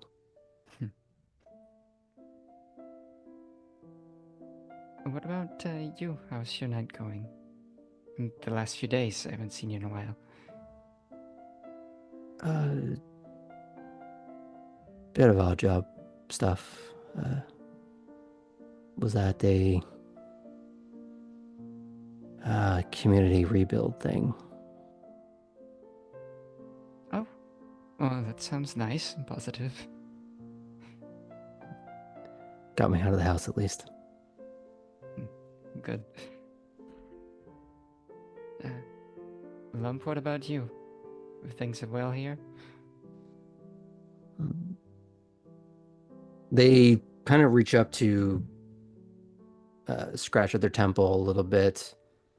I forget, did you trade numbers? I don't recall. Let me look. No, I think know... we've just seen each Okay. other. I just looked at my phone book. I don't have. I'm so glad people are doing that.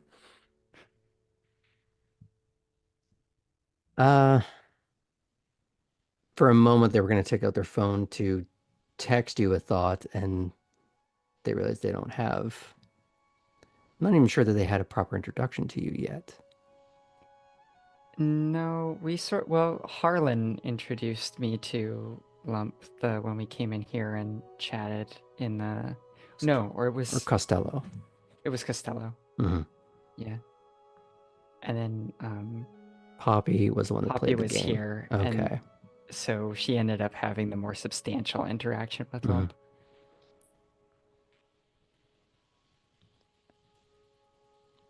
Lump. And then I did see them just for a moment too on my own when I first wandered in here. Lump's unchanging, potentially uncomprehending face sort of goes back and forth between you and Lewis, the board, and doesn't really seem to know how to communicate beyond that. And they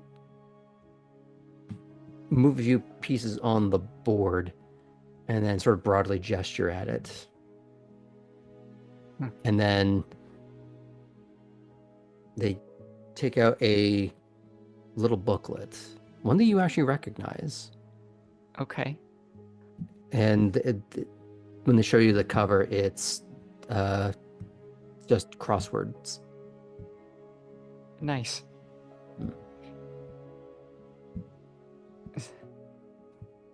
And good. I'm glad you've been keeping mentally stimulated.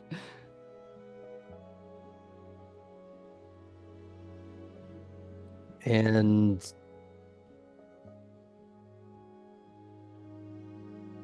they take the book and they rapidly flip through the pages until they're holding one misshapen thumb over a filled-in clue,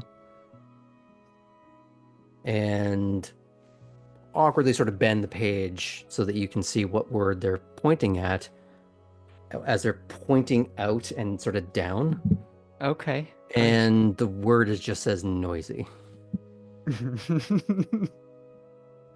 Yes. Downstairs or me?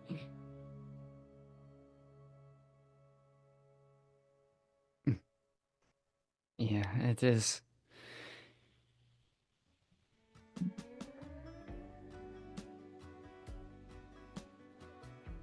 They seem to not know how to continue a conversation, and they just go back to setting up the board for themselves. Well, you take care. Lewis, since you already know, if you ever want to stop by, of course.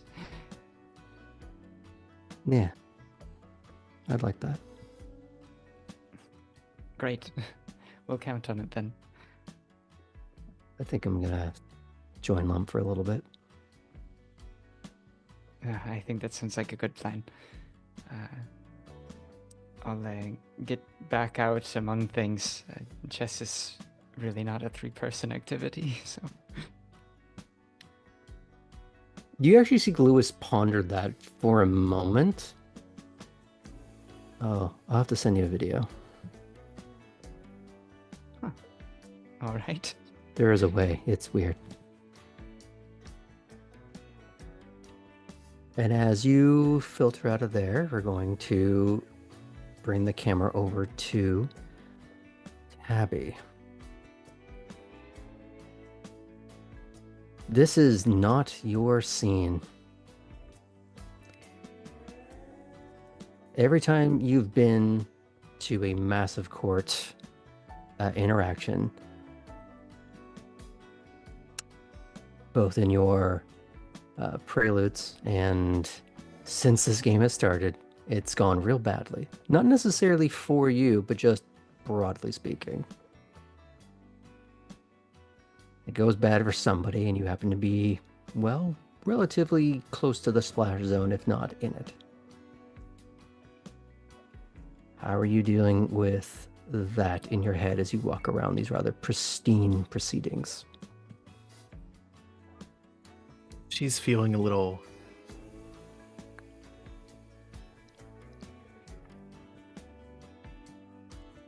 opposite of nostalgic.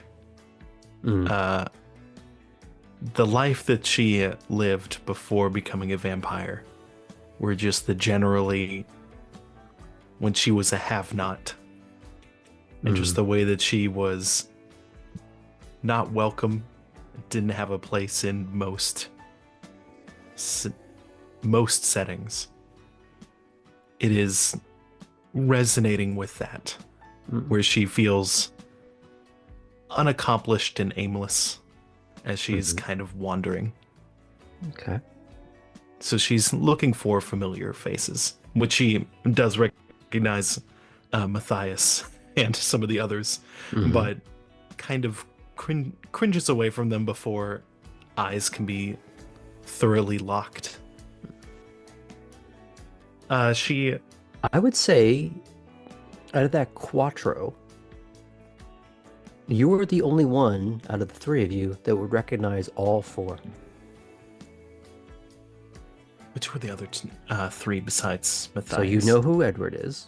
You know what he does for the kindred of the county. You know who Lila is. You know who Fitz is. And you know who Matthias is, or at least what he was doing at the racetrack. You're the only one out of everyone here that can name all four and put faces to names. Each of them have met differing people of that group, but not all of them. You're the only one that has.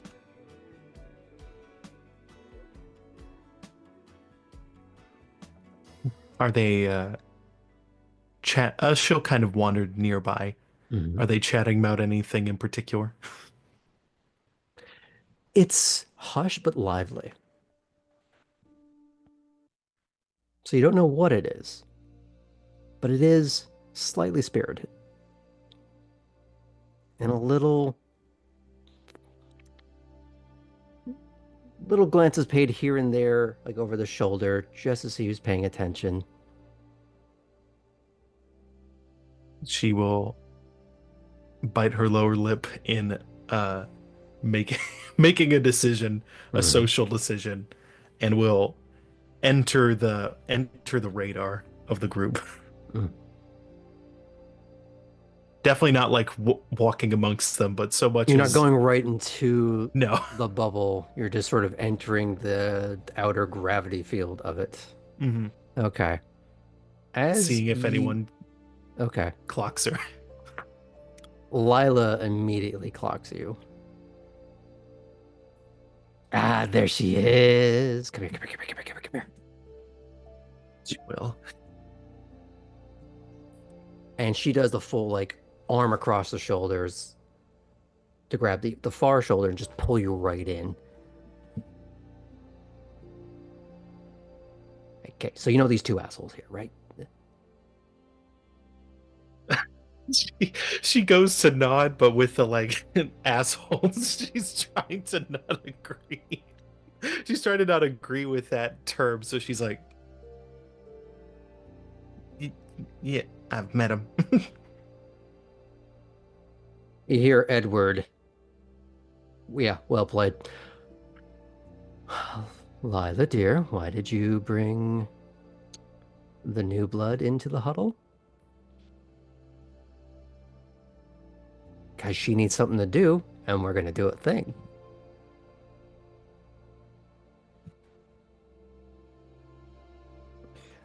Your impulsiveness is going to get all of us killed one of these days. No. You worry too much. I'm the only one here that does.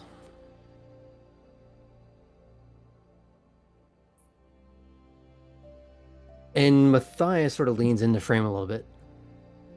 Oh shit, I recognize. You're the one that crashed the car the other night. Yeah. Wait a minute.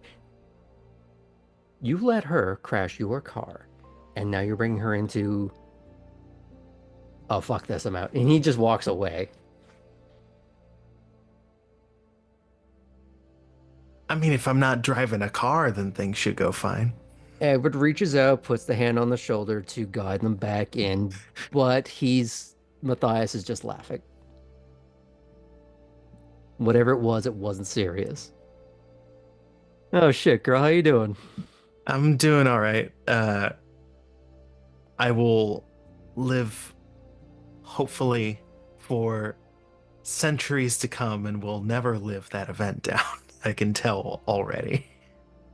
And you hear Fitz on the other side of you going, now you're learning. Doing okay. Struggling to get places without a vehicle. And since I've proven to not be the most useful behind the wheel, we're adapting. You see Edward look at you with a little more scrutiny. Have you met, and when I say this, I don't mean Cora, have you met the driver yet? I feel like I have. I know Ellie has gotten a ride. Has Cora? Nope. Ellie and Poppy. Poppy. Yeah. Did anyone else get a ride from driver 616? Okay. I don't believe Tabby got one. Okay, I was thinking of a chauffeur that we've... No. Well... No.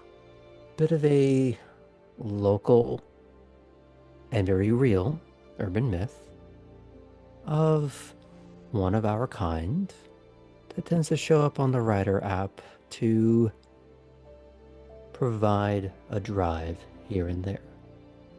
Sometimes he shows up when you need it, uncalled for. Other times he seems to just show up when you use the app. Might be something to look into. Driver if anything else, it's the local rideshare. Note. Now, I wouldn't want to rely on it, but something to look into. Thank you. How are you getting along since our last conversation? And Lila just leans in, cheek to your cheek. Just, oh, she's getting along great. So I had the one crash.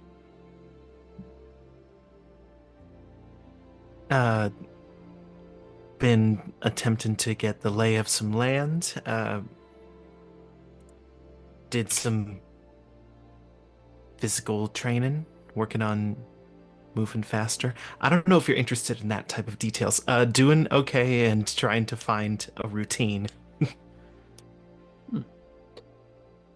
Routine is good. Routine teaches discipline. A disciplined Nosferatu can be put to work in a variety of ways.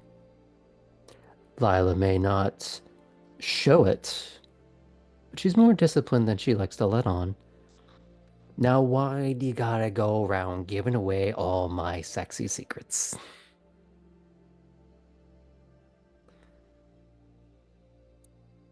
And you just hear Fitz laughing.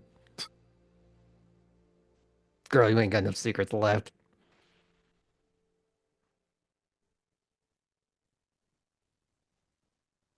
We've all seen your OnlyFangs. Red-tipped ears. Good, I meant for you to see that. And that's when Matthias does more legitimately try to Homer Simpson out of this scene. It's like, oh, I did not sign up for this shit. Hey, where you going? And Lila follows after him, leaving you with just Edward and Fitz. You might notice that Jub Jub is not there.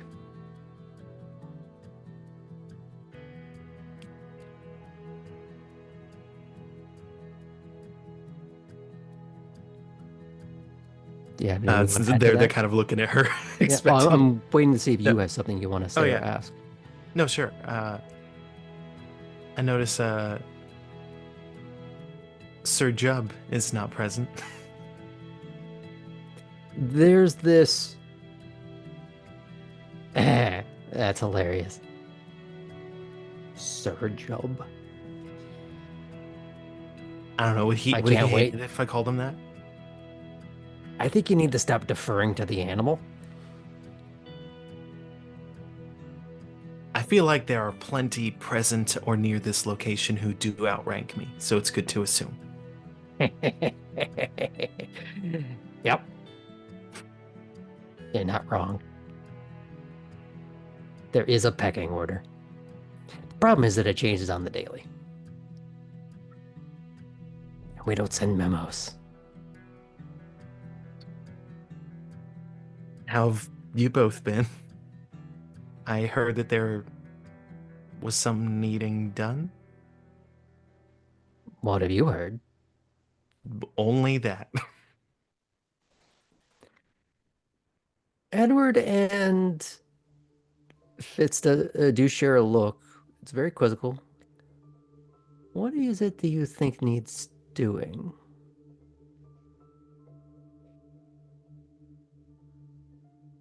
Well, if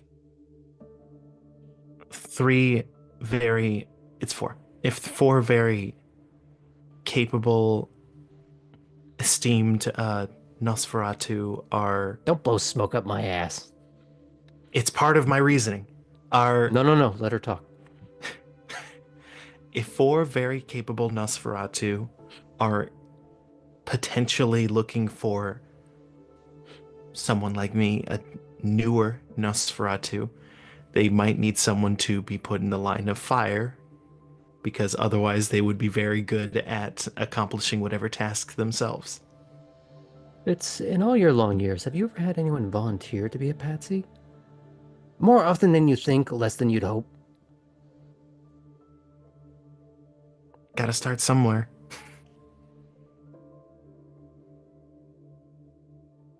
You need higher ambition. Okay, I'm genuinely curious. And Edward's going to pull you in just a little bit closer. Have you ever, and I mean this with all respect, Have you ever crimed before? Yes. Sorry, Art, I'm just distracted.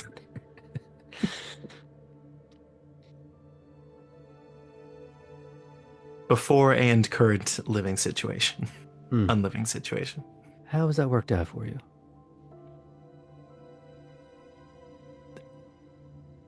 Been good so far. The first attempt was getting involved with someone who did not have discretion.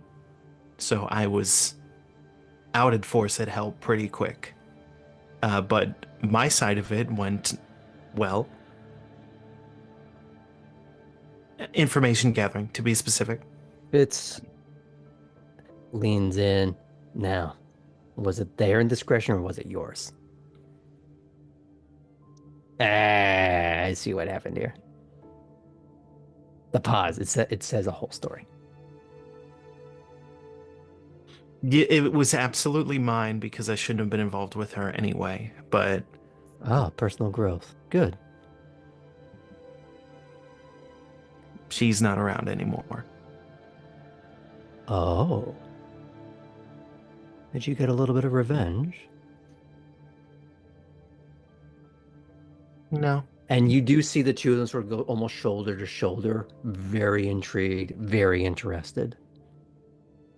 No. But I lived and she didn't. Oh, that is intriguing. Was this a situation you engineered or one that you simply lucked out on? I would veer towards the side of the latter. But again, the crowd you keep and the circumstances of the people that you spend your time with and trust. Can't say I pity her too much. Oh, now that is interesting. Perhaps, Tappy, we could have further conversations. I always need a little bit of work done sourcing this and that. Assuming you don't mind getting your hands dirty. Not whatsoever. Looks down. Now here's the question, Tabby, or Tara. Are Tabby's hands dirty? Yes, you were running around in the sewers. But the Warrens are quite clean. She went rat hunting, so probably. So they're dirty? Yeah. Okay. He looks down at the hands. Well, clearly. Shit. Hope I didn't touch too much in the car. Well, not my concern.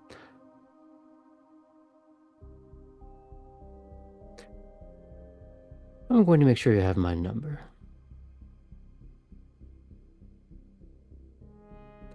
Please. So as you trade that... Is this Edward or Fitz? This is Edward. Okay. I assume you already have Fitz's at this point. Pretty sure. If not, I will add it now. Okay. As we're going to pan away from that, the camera's going to follow Lila getting a piggyback ride from Matthias, who's just so nonplussed. But this bleeds into, I'll say, as this goes by and reveals behind him in the deep background, Kate. The evening is much more bustling than it was. The conversational dance partners have swapped around, but some of them have stayed static. But what are you looking for in particular? I do have a few things to throw at you, but is there anything in particular? Is Innsbruck still with his person? Innsbruck, let me go and look at my list.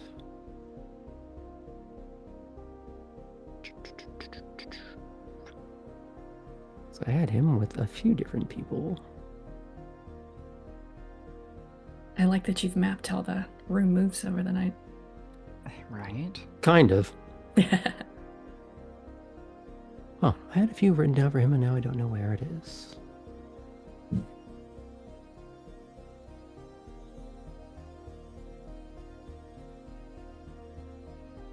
Because we at some point need to reschedule. Mm-hmm. Apparently not as much as I thought. Okay. He seems to be talking with...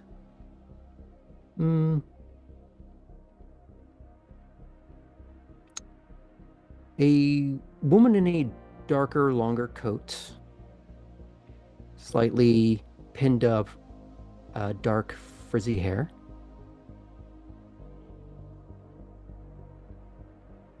But it seems to be more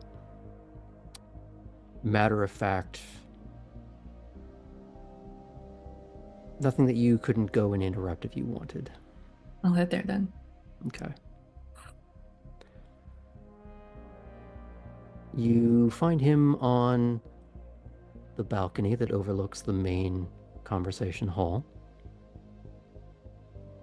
It may dawn on you that Vega was perched very close by. Was. Because she's dispersed into the crowd. Mm-hmm.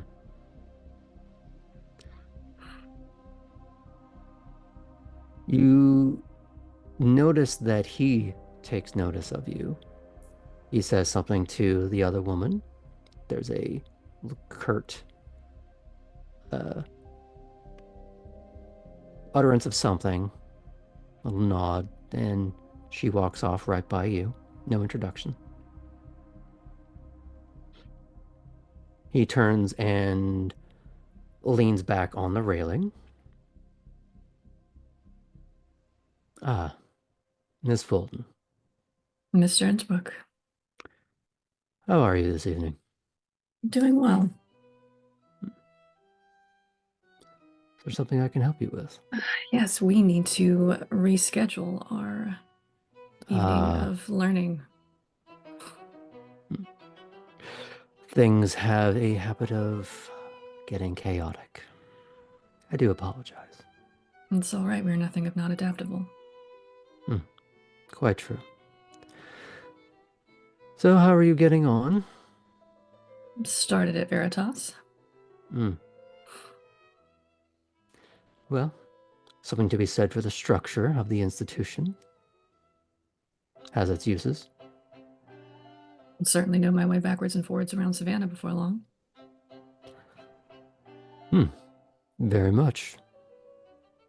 Ins and outs all over the place. I'm sure by now you have a concept of the level of surveillance. Eyes, ears, boots everywhere. Looks down at your feet, although you seem ill-suited to boots. I have more than one pair of shoes. People seem so surprised.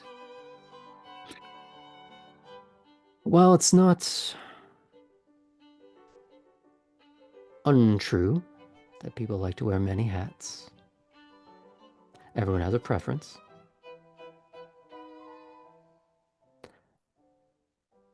And you can't tell me that you'd prefer wearing boots. Boots are important when they're necessary, but for court, I prefer to stand a little taller. He's going to sort of motion you over. So as he turns over to lean on the balcony itself, facing forward, a little more conspiratorially. Well, seems like you have aspirations for them.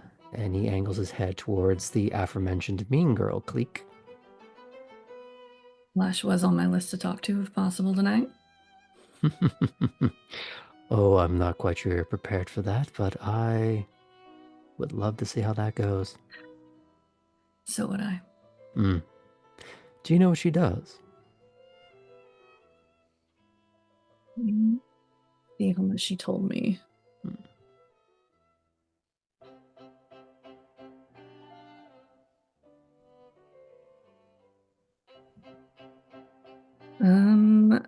have her number, Mm-hmm. but I don't think she gave me specifics, just that we should talk at some point. Mm.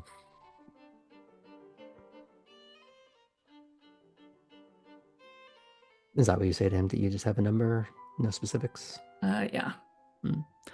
What would be your guess?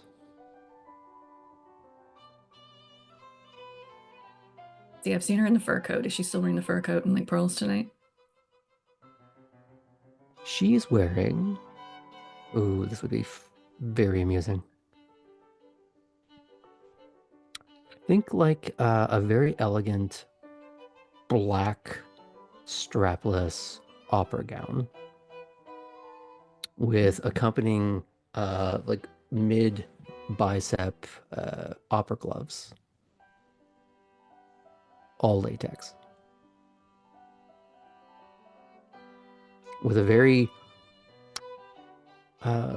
high slit on the leg that she is very expertly keeping to a minimum, as if the power and control is, I could be showing all this, but I'm not.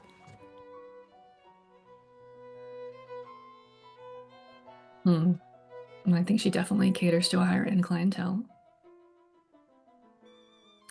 Business. I think the latex is a key clue in this mystery. Oh, that's just something she likes to do for fun. But you're not wrong. Part of being what we are is not shying away from it. Some of us have the power suit. She has her own version. And dresses can be their own kind of armor. Weapon. Just so. People say that Venju has softened since the Crusades. We just adapted. Not everyone understands. There are those within the clan that don't. They rarely make it a century.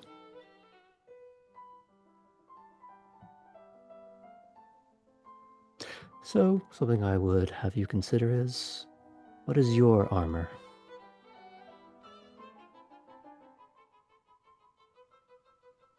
I don't expect an answer now. Many people take decades to figure that out.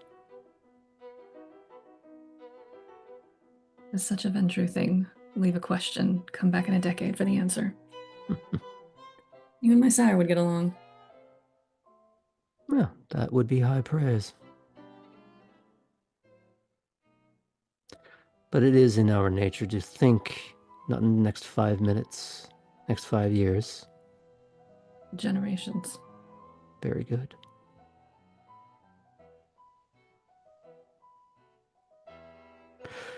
So then, I find it very curious you didn't ask me what I got up to the other night. That preempted you. I'm trying to separate what I know from what Dreamy knows about Costello, because I saw him leave with Costello, correct? I don't even think I know that he's Giovanni. I think it's just Cora that knows all his deep dark secrets. She may have mentioned, I'm not entirely certain. I don't even think you told the us you ran details into of him that in the interaction cemetery. enough. Oh, You said you were that's heading true. to the cemetery, and like that was the last we heard of you. Other than Yeah, I'm I alive. didn't say that I mentioned that I met him there. Yeah, I don't think I know that anything about him. we talked about him a little tiny bit. It was you and Artem and I think, all standing around I think we on ran into the each other upper, upstairs. yeah, in like the loft space. I don't remember if I said he was Giovanni though. Nope, because I think I would have had alarm bells go off. So we'll say, just to make it easy, you don't know that he's Giovanni. I just saw him move with a gentleman. Yeah.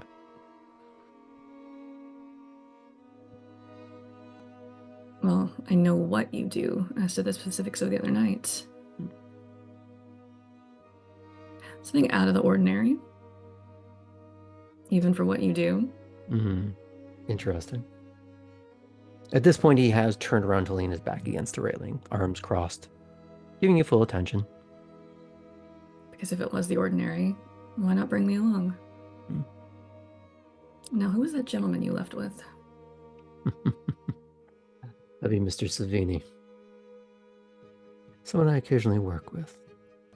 And if you ever work with or for me, you'd be occasionally working alongside him as well.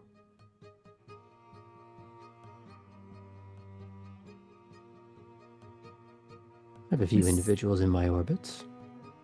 Is he a part of our family? No. We have a few things in common, but that is not one of them. And while I applaud the discretionary term, when in Elysium, clan, leave the vulgar ergot at the door.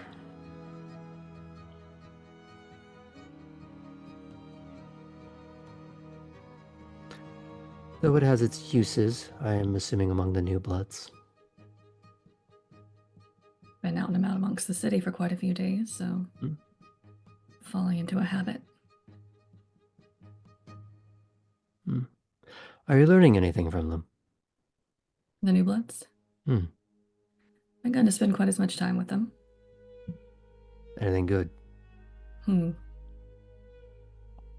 Artem is quiet observer. I think he takes in a lot more than he lets on. And to see him paired with Chris has been interesting. Ah, yes. The Seneschal's daughter. That is quite the mix. I'll just raise an eyebrow. We didn't know.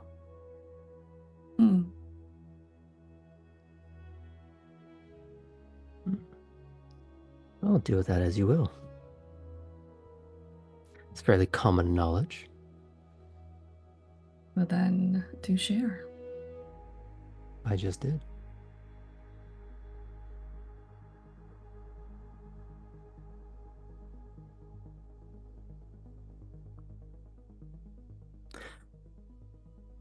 So if you're paying attention to him, you have eyes on her, and potentially eyes on him. And he's going to crane over his shoulder to where there is Alden, still sitting, discussing very quietly with a slender, pale-skinned redhead.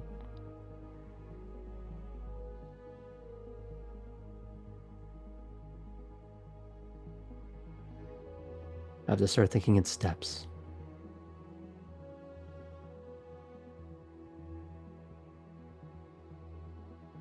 I didn't set out to get to know her because of who she is, but I'm not going to miss the opportunity to learn.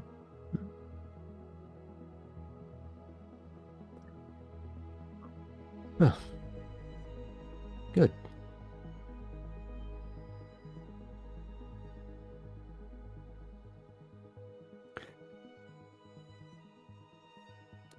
Do you have a set schedule so far with Veritas, or?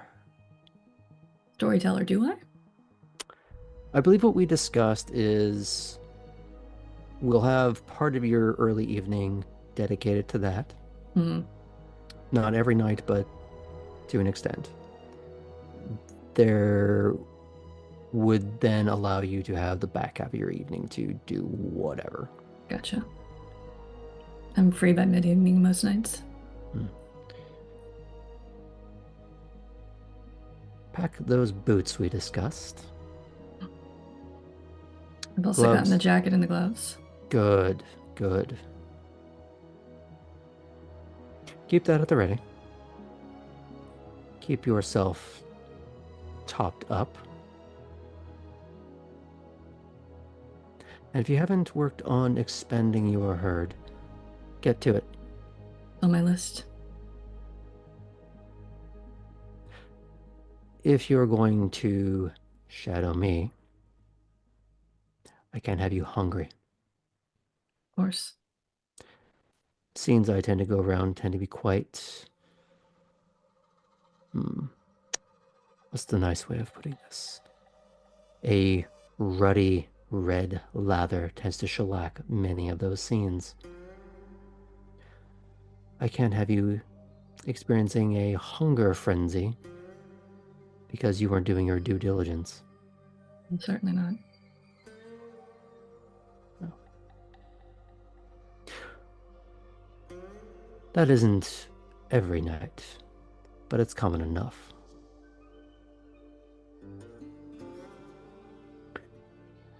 We'll talk tomorrow night. All right. We'll meet here.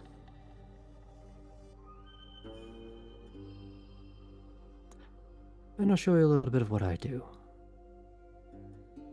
Look forward to it.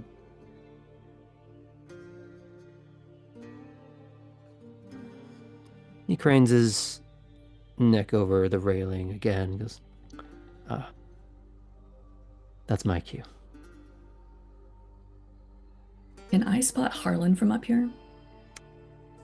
Ooh. As he walks away, I'm gonna have you do a... No, I'm not gonna have you even roll for that. He wouldn't be hidden. He's not Vega.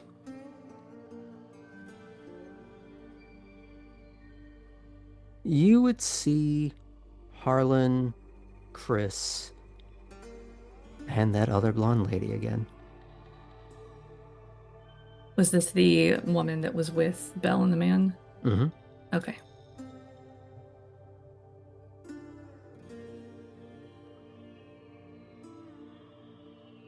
I will head down to them because that line about expanding your herd set off a light bulb. She needs to go talk to Harlan. Interesting. Okay, we're gonna pan out from you. And we're gonna check in with Ellie.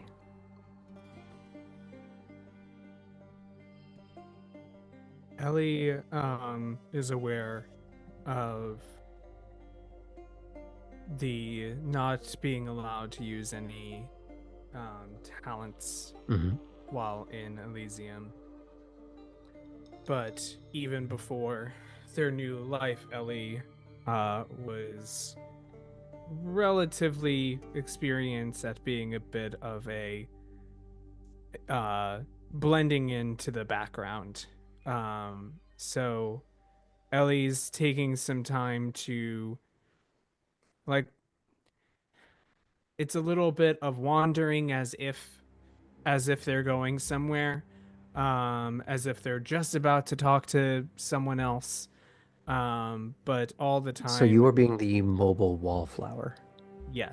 And okay. The whole time their main objective here is, they probably saw Cora already left, but their main objective is seeing where Kate and Artem are, and specifically who are they talking to.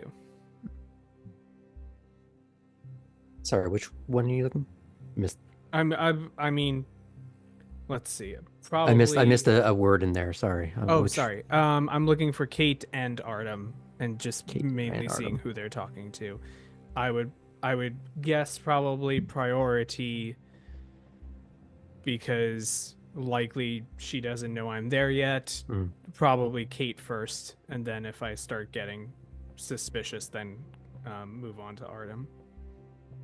Right, because you would know that Kate is there because of the group text that Tabby showed you. And I saw who was all on the group text. And that you're not invited. We know. But you also know Artem's not in it. I also do know that. I got a close-up on Artem, so I knew that he was going to be there. Well, what I mean is you know that he's not in the group chat. He's just a subject of the group chat. Yeah, exactly.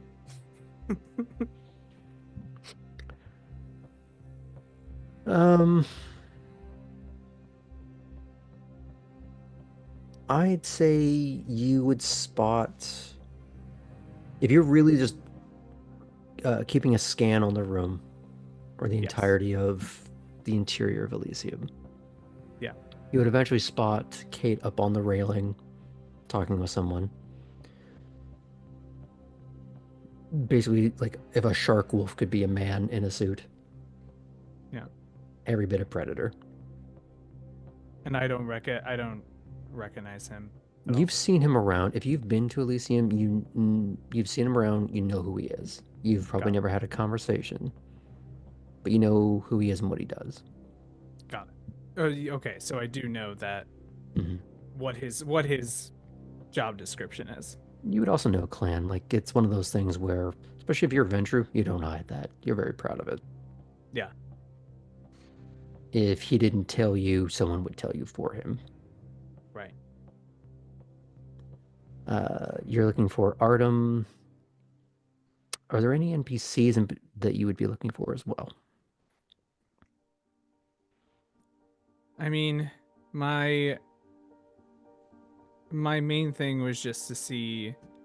My main thing in this front was to see who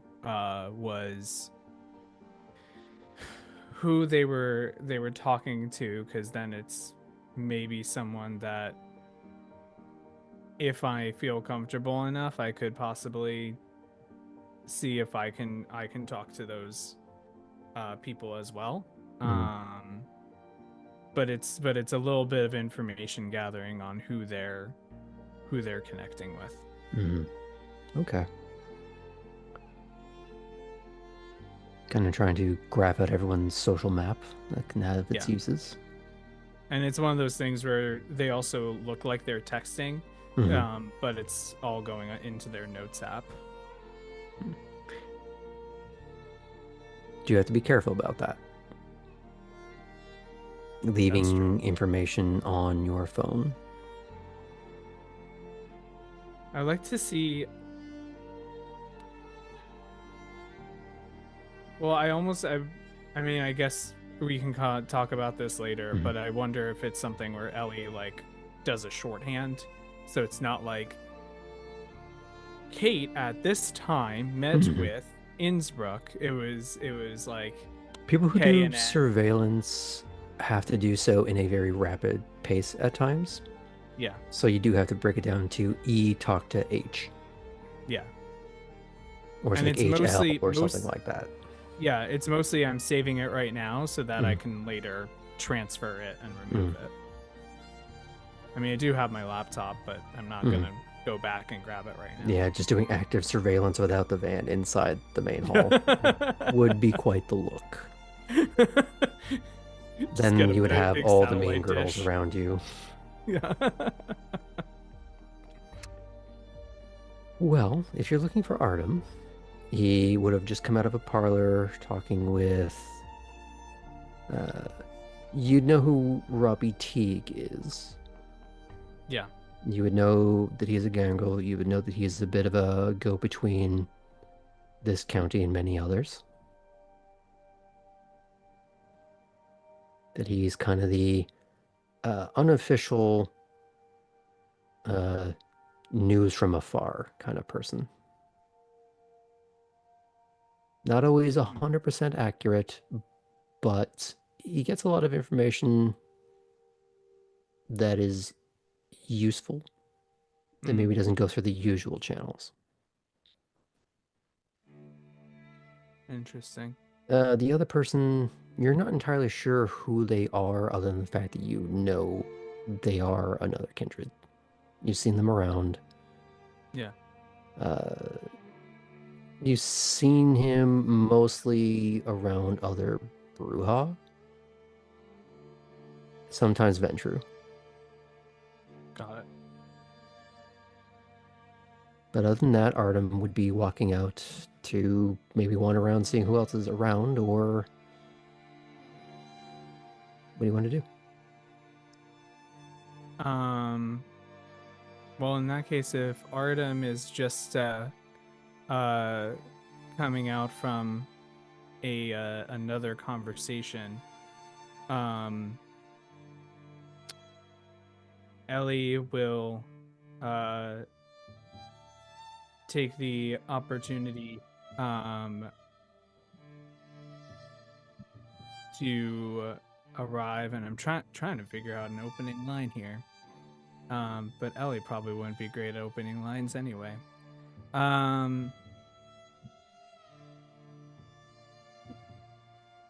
You know what? No, there's not going to be pretending here. Ellie will kind of appear in front of Artem and just say,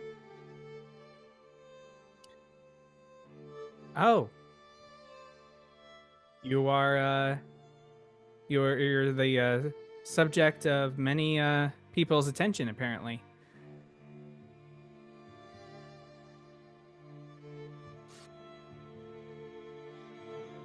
Kind of looks around.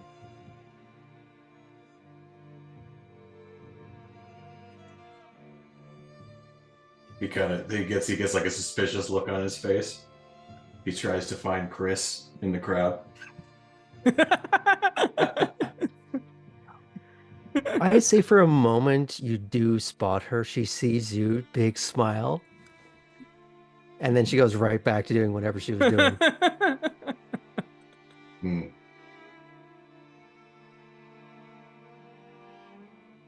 Probably something I need to handle later. Your name was Ellie, right? Yes. How are you this evening? Big plans? Well, I got a new car, so that's something. Can drive around a little better. Got some lessons from Cora just now, where I don't know where she went, but very helpful getting some new parts. Yeah, she's good. I should talk to her tonight too. Are you still and looks over at Chris? Are you still doing your sworn duty? Of course.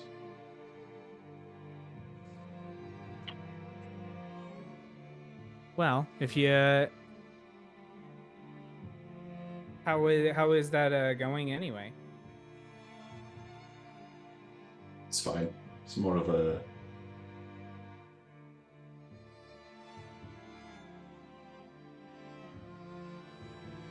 showing me around situation, you know? I'm not from here. Makes sense.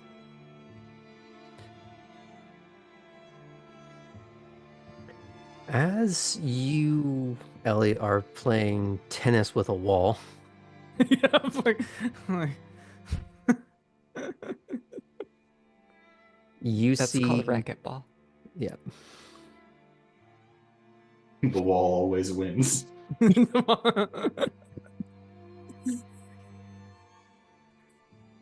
You both see a blonde woman approach.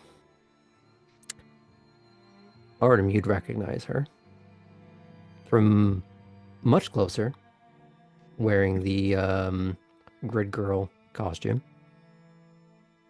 This time, much fancier and still somehow scandalous.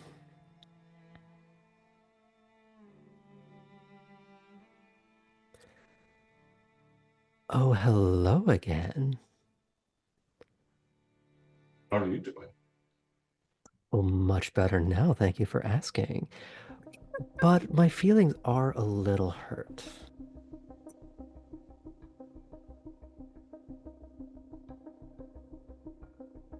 You never called me back. And her fingers just walking up the sternum.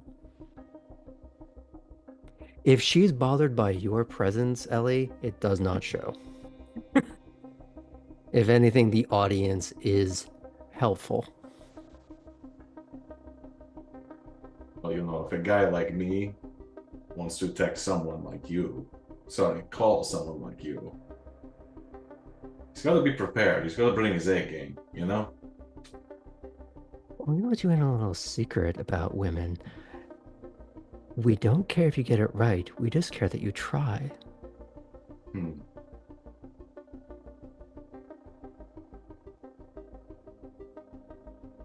So, after you.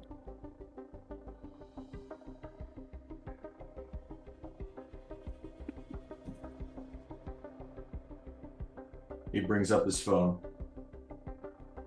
Oh, no, sweetie. Mm-mm.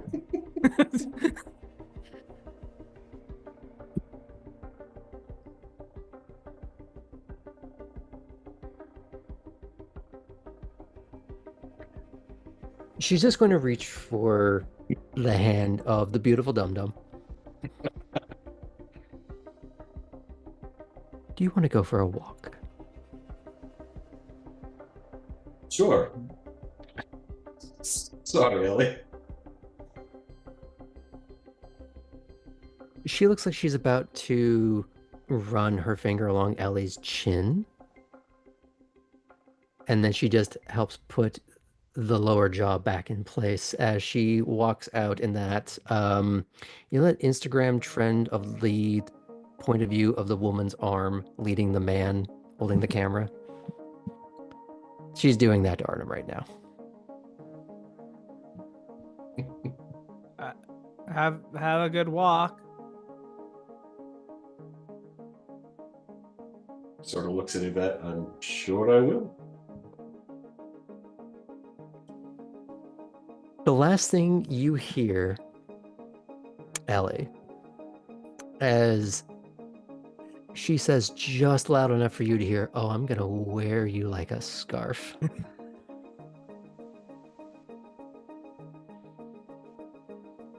And she leads him outside. We'll come back to Artem in a bit. What does Ellie do with that?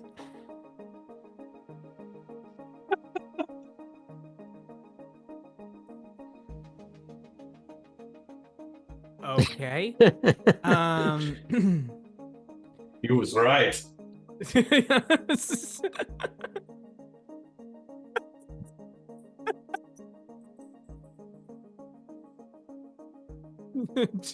Just Ellie is taking that moment of just being like, it was like kind of terrified of what happened, but also really impressed in how just like Artem just like went with it and just pivoted so well, and I was just like, oh. I'm watching the wrong people for all the wrong reasons. Yeah. Ellie's like suddenly like, okay, I got the attention. Makes sense. And we'll look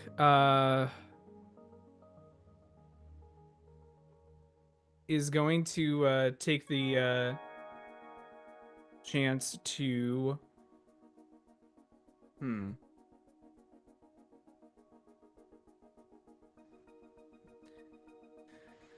I'm thinking about possibly, because Ellie has met Chris when Artem was with the rest of them. So Ellie might have no idea how Ellie is going to introduce themselves to someone, but do I recognize the two people that Chris is with? She's not with Lewis anymore, as he's upstairs. She is with Harlan and a few random other people. Max would recognize one of them. But since he's no longer with us.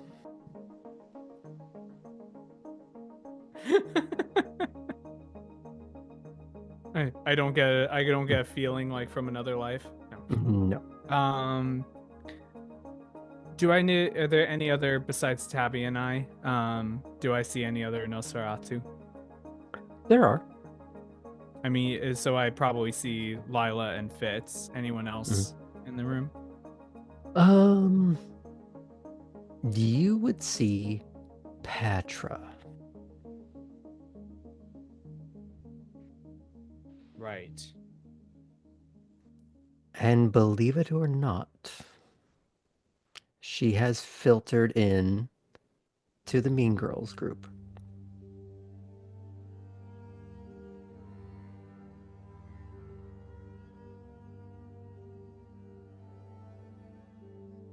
That music changes. I have a thought. One would hope. It involves Ellie going to Petra. Mm-hmm. And it involves Ellie, if it's possible, Ellie's gonna come up to Petra and like maybe see if Petra doesn't notice them, Ellie's gonna try to like maybe walk in their line of sight or something like that.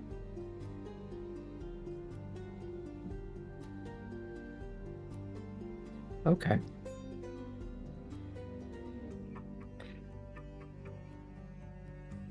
She'll be having a conversation with Lash, though you would know who that is. You may have seen her in Elysium before, but you wouldn't be able to put name and face together. She's mid-sentence. Stops. Ellie, honey. Come here. Come. And she's holding out just this dainty little wrist that looks even more spindly by the fact that she's this emaciated corpse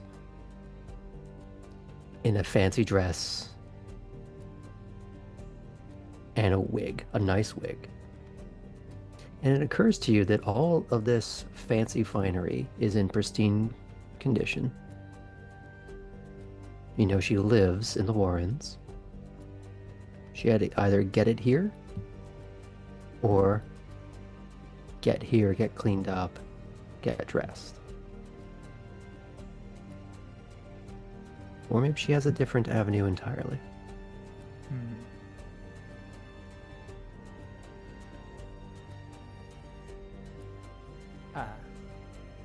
Petra. And she's still holding out the hand like she's expecting you to kiss it.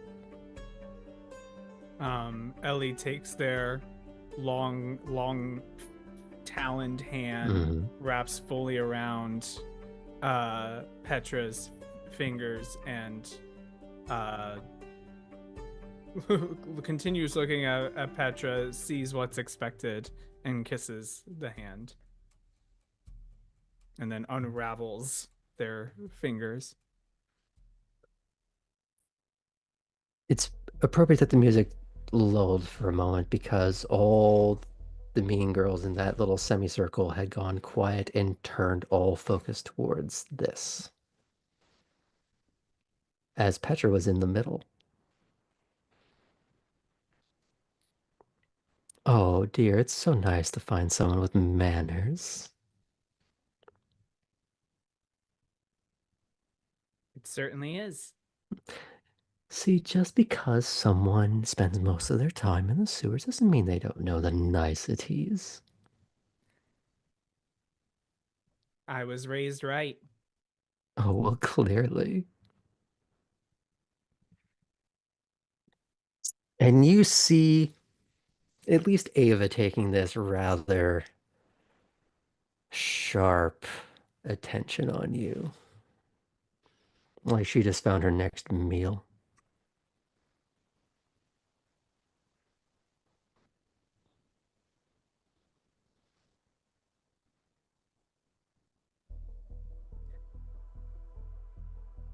I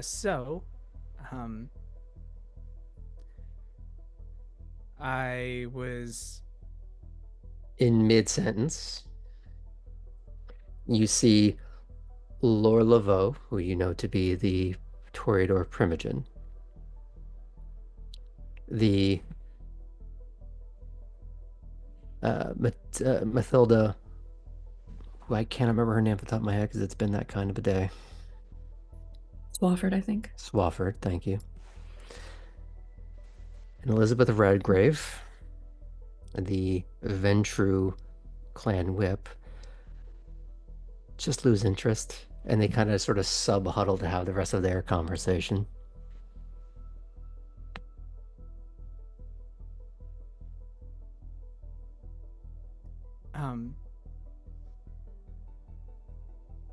You seem like someone who is good at talking to people. How kind of you to notice. And I was wondering if that is something, well, you probably, not a lot of our clan are great at it. And I was wondering if you have... Oh, you came to the right person then, you poor thing. Yep. Oh, come along, dear. We have such things to show you.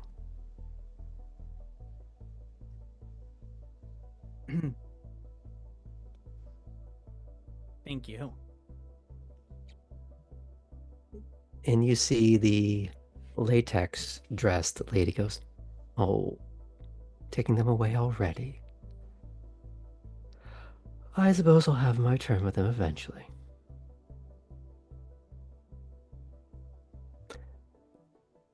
And you wouldn't know this voice, but Cora would.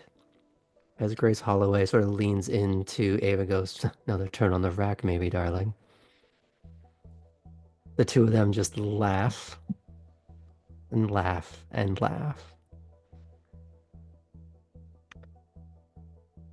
Petra grins, looking over her shoulder at the two of them. Now, you could have what's left. Come along, dear. And I think on that very, very nervous note is where we're going to end for tonight. But before we do, we're going to go around the room and see how everyone is faring. And we're going to start with Ellie, because that's just hilarious for me.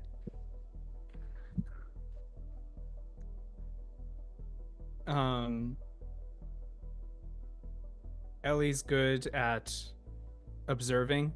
Ellie's good at taking in their surroundings. Ellie's not very good and barely was able to keep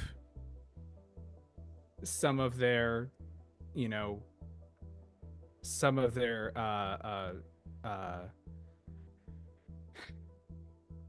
keep some of the act up in terms of Cora. And so they've realized with that they need to look to someone to know a little bit more about how to draw information out without letting someone know that it's like, how do you draw information when you don't have anything to draw yet? And I think some of that comes from being better at being able to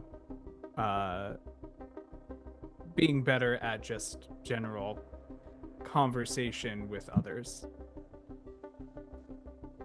And so that's picked why the best and worst person for this. Yes.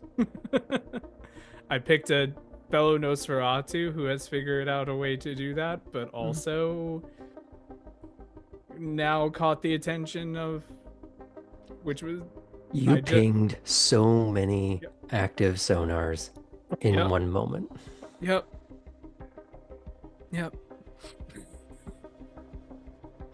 Well, I can't wait to see how that plays out for you. And from my view, we're going to go to Tabby next. Tabby is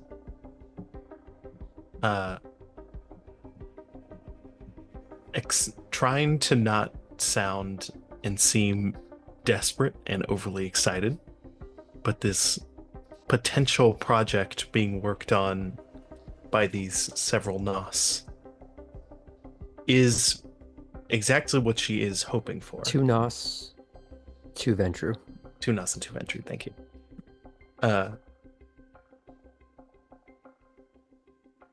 Okay, I was thinking of Edward with someone else. Yeah, makes sense. I'll have to check back and make sure I know who those people are.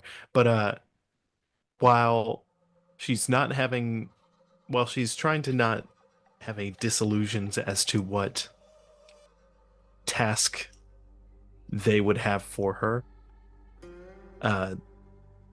she's been really wanting to be useful, and in this very suspicious and prove yourself society, it has been difficult for her to find that and find community. The Nosferatu have been the most so, but even then there's still several bits of disconnect between her and the rest who have been around for a while and have their roles. So she's feeling hopeful.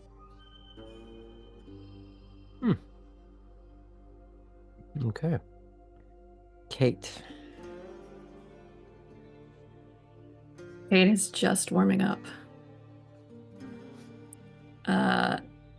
The conversation with Innsbruck, it felt like it went really well.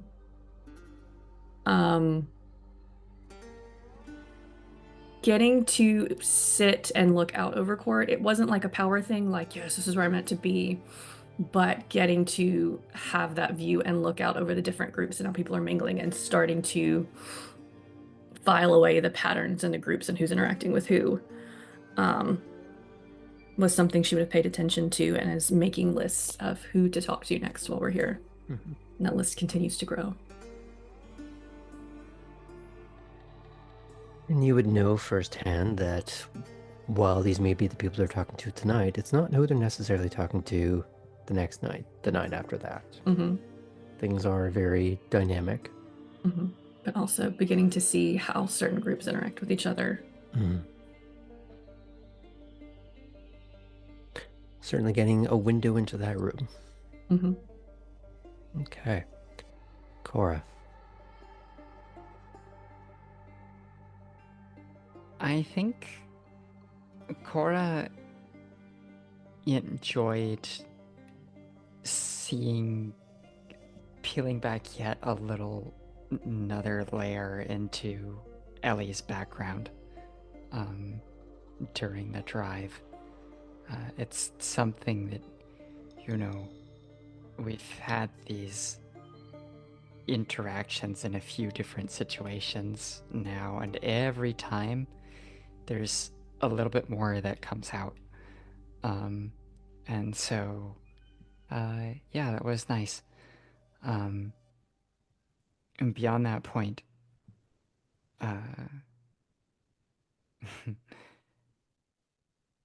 her immediate thought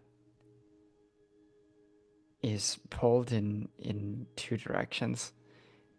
She is feeling really quite happy about this little package from Lewis and what's coming next for her. What she related in the library is true.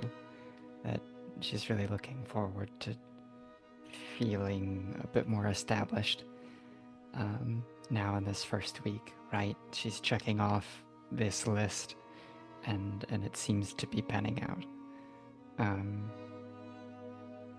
The other direction that she's pulled tonight is just wanting to continue to nurture these relationships that she's making, because that has been, or is becoming, such an important part of her new existence too. So, checking in with people like Chris, Liv, finishing up things with Ed, right? And those are all sharing space in her mind. Okay. Artem. So, I feel like talking with Limehouse went pretty well. he seems like a good guy to know. And if that continues to go well, it'll be a good to have another potential source of work.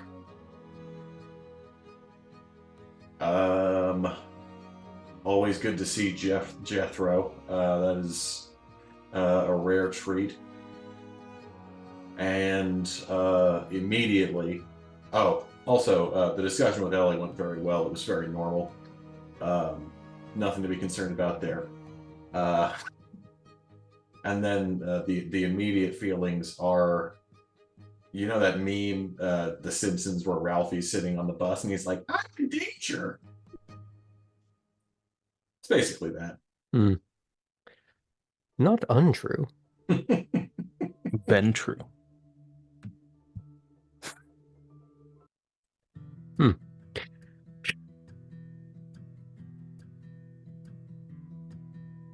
And back in the box he goes. Hey, this Ventrue does want to talk to you, so. Also, Kate would be so proud of Artem for how that conversation with Ellie went. You gave away nothing. Good job. We're all very impressed. But I guess we'll end it for now, right there. Pick up next week. Or no, sorry, 2 weeks from now, as we are off next week. However, we still have 3 games next week, which would be our Age of Myth finale arc on Tuesday. Our Age of Innovation continues on Thursday. And then next week, I believe we have Star Wars.